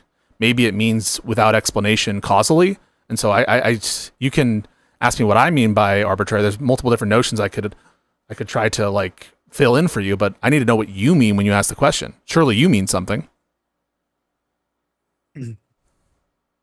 Well, I do have some ideas. So on arbitrary, so one way I think of it at least is not based on reality. So I don't So know on if we that, want to use that. yeah, on that notion, I would say my preferences are not arbitrary because they are based in reality and that I have them and that there are reasons why I have them. It is true that I Okay, have so them, and there's true that there are reasons why I have them. so it's not arbitrary that you prefer eating food and prefer not jumping in a pit of snakes.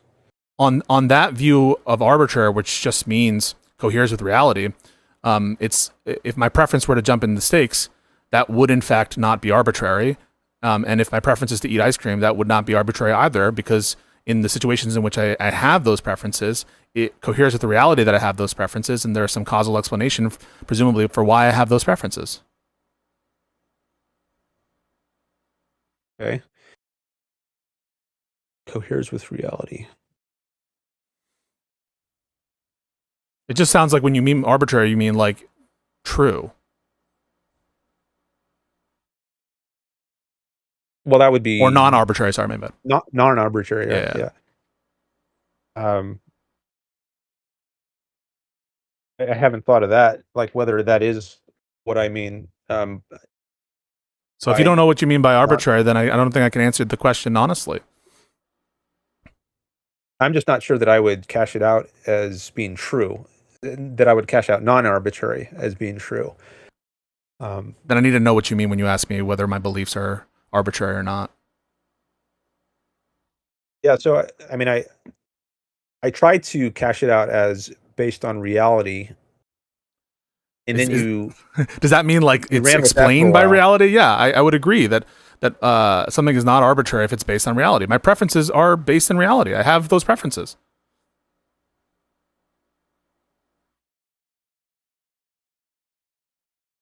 Would you say if someone has the preference to not eat the food and to jump in the pit of snakes, would you say that person's preferences are not based on reality in a way that yours are?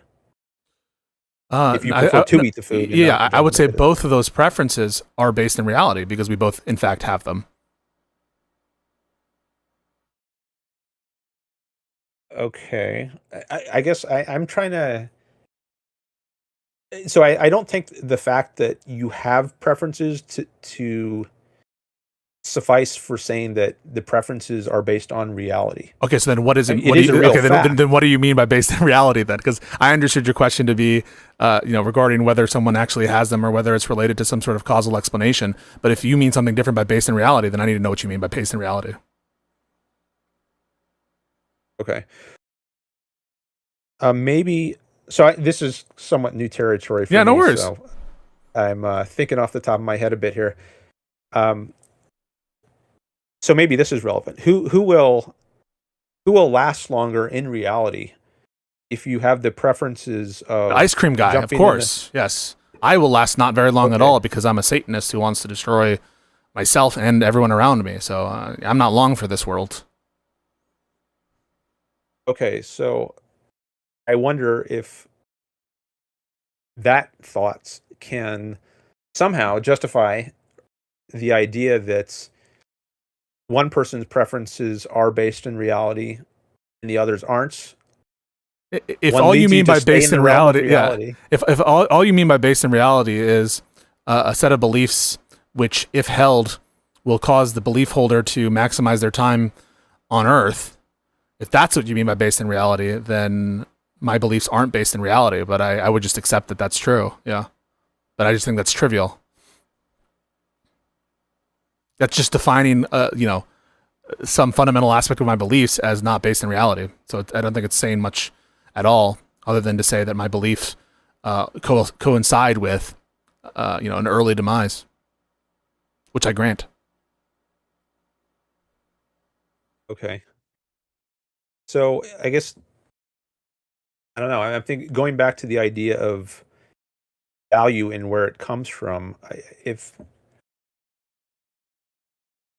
don't want to just go in a circle, I'm worried that We are. The reason is I think there's an Izot gap here, and what I will often hear a lot of the people who promote Ayn Rand say, and I'm not saying this is representative of you. I'm not saying that it's representative of her view. This is just what I tend to hear is like trying multiple ways to like bootstrap or to get that like flourishing is inherently good or something like that, or that multiplication and like being surviving is good. And I just think that the problem is just conceptual, that there's some notion of good that's being referenced or referred to that like doesn't map onto preferences, and that's just going to need an explanation. And I never know what people are talking about when they're talking about some notion of good other than, you know, stance dependent. I guess I don't know what people are talking about if they speak of a notion of good that isn't tied to something like life or happiness, especially happiness. You don't understand which that? I take. You understand it, right? Like you would understand someone who says, I love suffering. You would understand it. You just wouldn't share the preference. I don't know that I would. I was trying to get to I never ended up using the term pleasure, but I was trying to go in that direction. I think sure. we we're born with a pleasure pain mechanism, and we have no choice about what causes us, at least as infants. Now maybe later we can and as a Satanist, my preference is to torture, murder, and just pillage. That's my preference. I didn't choose it. Oh, sorry. That's where I get my pleasure from. The synapses in my brain are such that, and I'm not like most other people, but that doesn't matter because we're not talking about intersubjective stuff. So just because other people think differently doesn't mean that I don't actually have these pleasure centers, and my pleasure centers are activated whenever I kill other human beings and do horrible things to them. It makes me happy. Okay. Well, you might be a psychopath. That's one point. I grant that. I am a psychopath, and if by psychopath you mean abnormal to the normal human disposition, I would grant that. By the way, guys, this is all like a pretend dialogue, so I'm not. Pisco doesn't actually believe this stuff, but this is we're testing the limits here. Okay, yeah. So that person says, if by psychopath you mean my disposition is such that it doesn't conform with a general tendency of human social behavior, then I would grant it. Yes, psychopaths often come up in my discussions of ethics. They often go in that direction, and I say, but I'm not concerned with psychopaths. I'm concerned with normal human beings. For normal human beings, right? Just because something is normal doesn't mean humans have a lot of normal dispositions and tendencies to do horrible things. That's one of the reasons why, and by horrible here I just mean against my preferences. It's one of the reasons why I want to wipe them out, says the Satanist. Okay, so one point I'll make is I think there are different levels of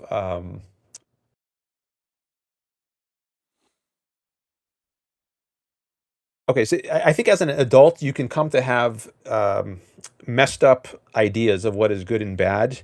Like you can maybe this is an example. Maybe someone can turn into a psychopath, but as infants, I think babies know everything. We should be run by babies, honestly. They don't know everything. All right, as babies, yes. They're not omniscient. As babies, they have it. They don't even they're not aware of something like sadomasochism or something. I think you can develop that kind of psychology as an adult as you get older, but as infants, you just have these very basic pleasure pain. Like you taste the milk or the ice cream, and I was a very weird baby, and I enjoyed it when like my mom suffered or something, and I don't know. I actually don't remember when I was a baby. Let's say the Satanist, for whatever reason, doesn't have access to those memories, or even if the Satanist grants it, I had different preferences, I had different beliefs when I was a baby, but my beliefs when I'm an adult trump my beliefs as a baby, in that I don't have my baby held beliefs now. I have my adult held beliefs. Okay. Well, there's a question of whether whether your adult beliefs are consistent with your baby beliefs. They're Maybe not. they are, maybe they They're aren't. inconsistent. I've seen the truth now. Okay. Yeah. But well, you maybe you think you've seen the truth, but maybe your baby self was actually closer to the truth, and you become corrupted over time. By truth, I just mean my preferences, really. So I guess we were both had access to the truth. And here, truth, unless I'm referring to truth indexed to my current preferences, in which, with respect to moral truths, and I just understand moral truths to be contingent on my views currently held, not previously held. And so in that case, my baby self wasn't true in a moral sense because it didn't map onto my current held beliefs. And so given that, I was wrong as a baby and I'm correct now. And I don't understand a notion of correctness or incorrectness other than one that's premised on a normative stance. Okay, so I think there needs to be some way of distinguishing between which is correct, and this might, I don't know if that's going to take us back to epistemology. I just know how you would. How do you distinguish which moral beliefs are correct and incorrect? In virtue of what? Yeah. Okay, so would you grant that, well, I don't know if that's the, I'll just say, I think that just because you hold a belief later in time than earlier, it doesn't necessarily mean the later belief is correct. I agree with that. Yes. I think people can devolve and become corrupted, and maybe I think they're much healthier as children. Yeah, that's possible. You believe that, and guess what? I agree with you. It's consistent with my beliefs. That view is consistent with my beliefs. I'm assuming that you're not positing the opposite, which is just because a belief is held as a baby means that it's true over one that's later developed. And so given that, I don't think that we disagree. It's possible for people to devolve. It's also possible for people to evolve. And I've evolved, my friend, into Satan. Okay, I agree. You can go either way, devolve or evolve. Indexed to my preferences now, by the way. So when I say evolve, all I mean is that it's good on my lights. And devolution, I would say bad on my lights. That's just my notion of goodness, badness is purpose laden and dependent on my views. Okay, so that I'm not sure that's coherent, at least in a case like this. Let's go back to the infant stage. Okay. And the infant, it likes its milk and it hates scraping its knee. Yeah. Okay. And I love pillaging now. And okay, but as a baby, I understand. But you're not taking the view that just because the baby likes it, it's good, right? Babies like to touch electrical outlets. Maybe they do, and they put all kinds of things in their mouths, which they don't like shots. But we know that shots are things that some non-Satanists think should happen, and I believe you think that babies should have vaccines, or at least they should. Some medicine should be applied to them, or if they're struggling for life, and you need to apply some measure that will save their life, but is uncomfortable in the moment. You're going to apply that, regardless of your stance specifically on vaccines. Let's not go there. So in that context, I don't think that we can just say because a baby prefers it, it's good. Yeah, I would agree. But I do. So what I'm trying to focus on is where the concept of good comes from, and I think it can be helpful to go back to the infant stage to answer that question. I'd rather understand what you mean by the concept of good. I've given you what I take good to be. And I think that now enough time has passed where rather than trying to trace the development of good in a particular individual, that you just lay out what you mean by good. Okay, well, we're right there in my. So I think it comes from our experience of pleasure. That's where our first concept of good comes from, and we learn over time. I'm not asking where it comes from, and now I'm going to be a little bit more insistent. I'm not asking where it comes from. I'm asking what it is. Well, I'm not sure that can be cleanly pulled out of the question of where it comes from. I think it might be intimately related. Like if I don't know if what would be another, like if I say you say what is a horse? Yeah. And I think, well, I learned it by looking at this. Yeah, I can know what a horse is without knowing where it comes from. Right. So for example, the first Americans who saw the horses that they didn't even know existed, they got a concept of a horse. It was an incomplete concept, sure, but I'm sure that they were able to understand what a horse was in some sense before knowing like either the evolutionary pathway of like where horses evolved from a genetics perspective, but also without knowing the reproductive system of the horse. In fact, there are many animals that we know about now that we don't actually know how and when they reproduce. I'm not talking about knowing the evolutionary history of an organism. Oh, I'm just saying, like, if you ask a Native American 400 years ago, like, what is a horse? He'll point to certain things, and but why does he point to those things? Why does he think that is a horse? Well, that's just how he learned. There's a concept of this animal that is contained in a bunch of traits, and they're trying to communicate the concept using some of these traits. And I'm not saying that you can't do that with your concept of good. I'm not saying that it needs to be like some sort of definition in like a sentence, but you need to find a way to describe it to me so I understand what it means.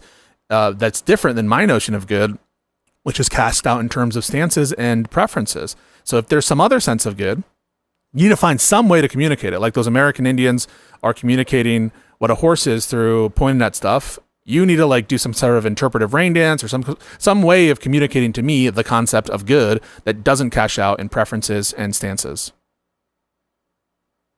Okay.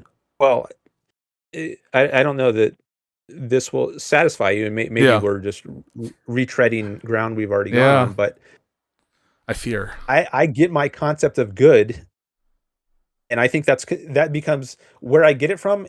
That becomes the content, or it's constitutive.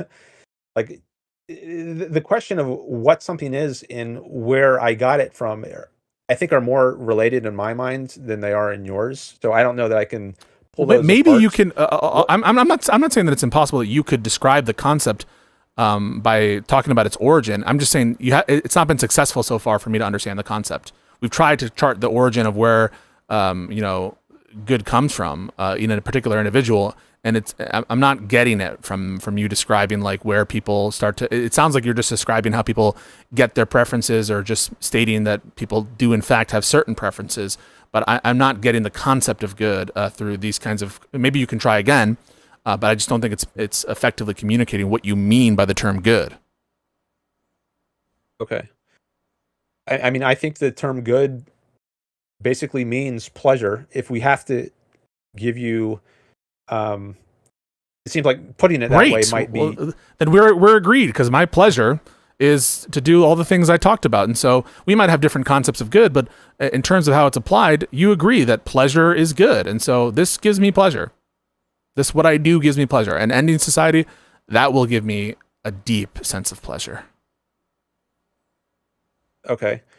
Well, I think a couple points. One is, I think your pleasure actually might be intermixed with a lot of pain if you do live this sort of life. But I guess even if we stipulate that it doesn't, this actually gives you, the most robust, pure kind of pleasure.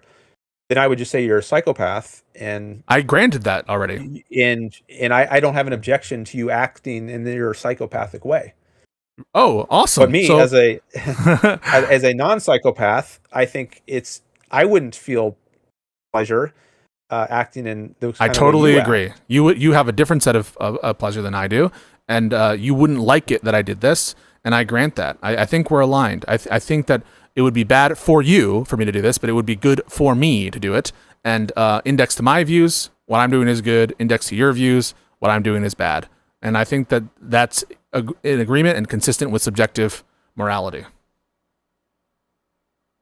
Okay, well, I wouldn't say it's subjective. I think it would be objective. Given What makes your view what makes your pleasure objective and my pleasure non-objective, sir? No, I'm not saying your pleasure is. I don't think I'm not trying to say that your pleasure is non-objective. I'm saying you're a different kind of being. Just like. What do you mean by that? We're both humans, sir. We're both humans. You're a human. I'm a human. Look at my. Human. Okay, but humans can be psychopathic unless you're saying that humans can't be psychopathic. No, I'm not denying they can be. I don't know if they can be exactly the type that you're describing. Maybe they can. But when you say they can't be, you mean it's logically impossible, or do you mean something else? When I say they can't be? When you say humans can't be psychopathic in the way that I am, well, first of all, look at me. I am. But even second beyond that, what's the contradiction entailed if what you mean by they can't be that is logical impossibility? And if I'm the only person you ever met that's like that, that doesn't disprove that humans can be this way, because here I am before you. I stand here. I think this gets back to the pig's fly example. I think given our nature as humans and our DNA, I think there are just certain limits on the kinds of beings and the kinds of possibilities open to us. Like someone like Hannibal Lecter from the movie, who he's not a human being. No, well, I think psychopathic human being. Sure, but he's a human being, isn't he? Is he a human being or not? Psychopathic one. But sorry. Let's just get to answer the question. Hannibal Lecter is a human being, yes or no? I think, well, yes. Okay. At least in a sense, yes. Well, in the sense that when we talk about human beings, I'm referring to some sort of like approximation of the type of species and creature with a certain amount of chromosomes and a certain sort of genetic composition and some sort of genetic proximity to that archetype. That's what I mean by human being. And on that, unless you mean something else by human being, I think that Hannibal Lecter is definitionally a human being. Well, you could define it genetically or biologically as you did. Oh, sure. Well, then I just need to know what you mean by human being then. Yeah. So, I mean, there's other senses, like Aristotle's definition as a rational animal, and you might question whether he is a rational animal. Maybe he's not. Maybe he's or maybe he's a borderline case. He's not purely like the possibilities that what enables us to be like non-psychopaths to be rational. Maybe that's lacking in him. Maybe he's losing. Well, if you're defining rationality as not having my beliefs, I understand rationality to be indexed to whether or not you have hold delusions or contradictions in your head or something. I'm just like, I don't think that I have any delusions. I've been very upfront about my beliefs, sir, and I've been very honest with you, and none of my beliefs entail contradictions, and so I don't understand why you say that I'm irrational. I am rational. I don't hold contradictory beliefs. I don't hold delusions. I have preferences. Those preferences do not contain contradictions. I'm rational about pursuing my preferences, and that's why I'm like going to go do this horrible thing. Oh, sorry, wonderful thing. Horrible on your view, but I'm going to go do this wonderful thing precisely because I'm rational. I would say I grant it's good for you if you are this kind of being. So how can you say I'm irrational? No, I'm not saying. I might have misspoke a minute ago if I said that Hannibal Lecter is, well, at least question. He's quite rational, sir. He is a rational human being, and he has his desires, and he is ruthlessly efficient, and he doesn't hold contradictions in his head. In fact, he is so lucid and good in terms of reasoning that he's able to solve crimes and help the police achieve their aims for his own interest. And he does so in the movies many times. And so I don't know on what basis you could say Hannibal Lecter is not rational. Okay. I don't think I want that to be my point. Oh, okay. That's not my main point. I think my main point here is just that it's I'm not saying he shouldn't do I'm saying he has a different nature than I do or normal human beings do, and he would grant that, and I would grant that. Yes. Yeah. He does. Yeah. So I'm not saying it's stance independence. If that was, I just want to deny that implication if there was such. Oh, sure. I would grant that he's different than most humans, and I'm different than most humans. I think that is a true statement, and I agree with you, sir. Okay. So how did we get into Hannibal Lecter? I forget. So the whole thing is, right, like you cashed out good to be somehow connected to pleasure, and that's going to be, yeah. So but different people are pleasured by different things, and different things bring them pleasure. And so if that's all we mean by good or bad, then we're back to the same issue, right? Is an intersubjective pleasure experience, or like a subjective pleasure experience that may be abnormal, but in no sense is incorrect.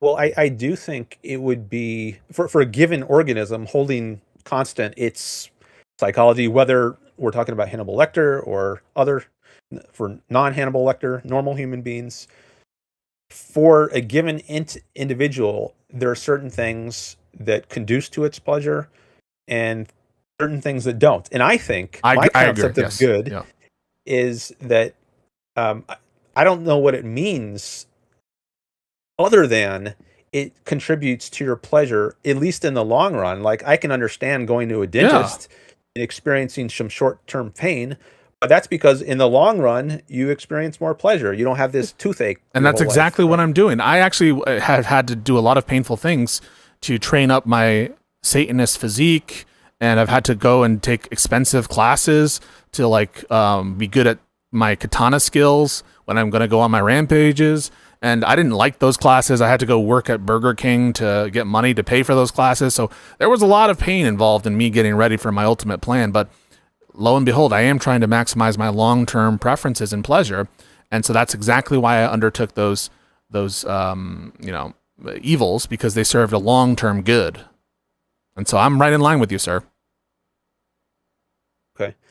So in this thought experiment, I don't know, like, again, pigs fly. Maybe this is in that category, but I think I'm willing to grant, at least for the thought Satanist is good, that he's acting in a good way for him. And I think all statements, okay. We would say it's evil, right? Like, you would say it's evil.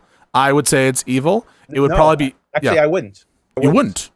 No, just like for a bear, let's say, maybe this is a more clear example, because they're actually this way, and we know they can be. A bear attacks a human in the woods and kills them. I would not say the bear is evil. It's acting as its nature requires. That is good for the bear. I wouldn't morally condemn it. And if a human murders your entire family and he has the nature, that nature, because he wants to do it, and it brings him pleasure, you would be like, that's not evil? Right. I would try to lock him up. Yes, I would try to lock him I would up, too. I would not say he's evil if he's acting in accordance with his nature. I would try to kill him. Isn't everything so now here's the problem. Isn't everything by definition acting in accordance with its nature? I think that might be ambiguous. Like, I think human beings can act in ways that are self-destructive and not in accordance with their nature. Like, if I choose to survive by jumping in a pit of snakes, that would not be in accordance with my nature. I would not survive. Sure it is. You did it. And hang on. You did it, right? If you're acting in accordance with your nature, you're acting... Now, there could be something that you don't intend to do, right? I guess that wouldn't be within... But, like, if you make the kind of unintentional mistakes that lead to a given result, that is in your nature. I'm like, in what way can you act, that is to say, take action, that's inconsistent with your nature? What would it mean to act in accordance with nature other than to do the things that you do? Maybe there's some other sense of nature, which is to say, like, tendencies. It's not typical for a person in his position to do the thing. And if that's all we mean by in your nature, then I would say, yeah, it's within the nature of a bear to eat stuff, and it's in the nature of a murderer to kill. Maybe it's not in the nature of humans to kill other humans, but I don't know, man. It seems like a lot of humans kill other humans. So I think we'd have to grant that, like, murder and the killing of other humans is, at least it's something that happens. It's a tendency. And so we need to cash out now what you mean by in their nature. Okay. Well, I think typically, at least, I think murdering other people is acting irrationally and emotionally. So if you think about the consequences of, like, if your goal is, if you do choose, and I think there is a choice at the base of ethics, if you do choose, again, hypothetical imperative, if you choose to pursue life and happiness, your own happiness, I think there are certain actions which are not conducive to that, like living as a murderer. Do you think you would be happy? Yeah. So I think I can grant that there are people who have the preference against doing something, but who do it nonetheless. And there, I think we're going to have some slippage in terms of, so for example, let's say a drug addict who wants to get clean but keeps relapsing. What is their quote unquote preference? Like, is their preference to get high all the time, or is their preference to stay sober or something? So maybe there's some way in which we can divvy up some of these preferences, or have moments where, like, no agent is acting in accordance with their preference, or someone acts not in accord with some implicit preference or something. Yeah, I can grant that those things take place, but surely for the typical sadist, they're going to be acting in accordance to their preference. when they commit these murders, and that there is no sort of like slippage between their preference and their action, or they have a short-term and long-term interest and preference to murder ceaselessly, and so that when they do it, you wouldn't call them evil. I think I would, but all I mean when I call them evil is that they're not in line with my my preference set and what I take to be good. But I think you would be committed to saying that the sadist murderer is not evil. Well, I question whether a sadist murderer, if we're talking about realistic ones, if they actually experience pure pleasure. I don't deny they might get some sick, twisted pleasure from doing what they do, but I would also suspect that it's not a pure, unadulterated, non-contradictory joy. That's a phrase Rand uses, non-contradictory joy. I think people can have a mixture of conflicting feelings, but to just feel pure joy, I doubt that's what they experience. But if they do, then I think maybe we've gone beyond the concept of sadist, and maybe now we're into the realm of different psychopaths. Species. Oh yeah, okay, but I'll just whatever word you want to use to describe these kinds of mental tendencies or these kinds of emotional states or these kinds of attitudes. I'm happy to use whatever terminology you want to use on that view, but I'll just say, great. Is what they're doing evil or good? I think that on this concept of good that you're introducing, you would have to be committed to be saying that what they're doing is good. Well, and on my version, I could say that what they're doing is good relative to their preferences, but I wouldn't say that it's good relevant to mine. So I think we have to know whether they're still basically the same type of species or type of being, or they've crossed the line. And there might be some gray borderline cases, which are hard to say, but the way right now I think of a sadist, they still are similar enough to normal, non-sadistic human beings that I would say if they engage I don't quite understand this, my friend, because are you suggesting that good and evil are only concepts that are relevant to human beings? Because I'm just going to give you a case of a hypothetical alien race which is smarter than us that chooses to wipe out all of humanity, and would you be like, okay, because they're not human, what they're doing isn't evil?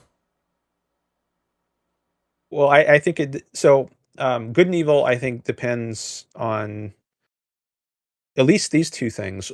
One is, do you have choice? So I actually don't think good and evil even applies to the bear. Or free will, that's another issue. Choices coming up here. So. And I think that we have to save the free will conversation for another time, because unfortunately I have to go pretty soon. But we're gonna run into. I'm just gonna get a preview for it on the free will stuff. That's another notion where I think we're gonna get into an incoherence, and I'm just not gonna understand what you mean by free will, probably. But yeah, that I think is where we would go next. And if morality only applies to creatures with free will, and if the notion of morality or goodness is contingent on it, I'm going to need to understand that, and I don't think I will. Okay. Well, I think morality is incoherent without free will, and if something doesn't have choices... Well, no, you don't believe that. You don't believe that, because preferences can exist independent of free will, and so you can understand a concept of good without free will, since one can have preferences without free will, can't they? Well, there can be good in a non-moral sense, but I think there is a non-moral sense of good. But in a moral sense of good, I can say something is good for the bear, but I don't mean it's morally good. I wouldn't say the bear deserves moral credit or moral blame, despite the fact that it can do things that are good for it or bad for it. But yeah, if we use the term moral to be a modifier to good, we're going to run into the same issue where I need to know what you mean by moral as a modifier to good, and my notion of morality and good are dependent on stances and preferences. It's running into the same problem again. There's moral good and there's non-moral good. I have no clue what the hell those distinctions are, if I'm being honest with you. But I do want to give you the last word, and maybe because I like these conversations. If you want to preview the so what of it after after. You feel free to do that. But yeah, I'll give you the last word, and I really do appreciate the conversation. You managed to seduce me into a much longer conversation than I wanted to do because of how interesting I found the conversation. And so kudos to you for that. But yeah. Okay. Well, I do appreciate the conversation as well. I've seen your content for many years, and I actually got in touch with you years ago through Discord. Oh shit. And Did I stop responding? I'm sorry. I have a lot of messages. No worries, but I figured I would jump on your live stream. I also have a live stream show, so if anyone wants to call into my show, I invite people to do that. I'm at Dan Norton 1 on YouTube, and engage with the chat. So thank you so much, Dan, and really let's keep the communication open. That was a very interesting combo, and check him out, Dan Norton 1. You said on YouTube. Yeah. Awesome. Hey, thank you, Dan. We'll talk soon. All right. All right. Thanks. Peace Bye-bye. out.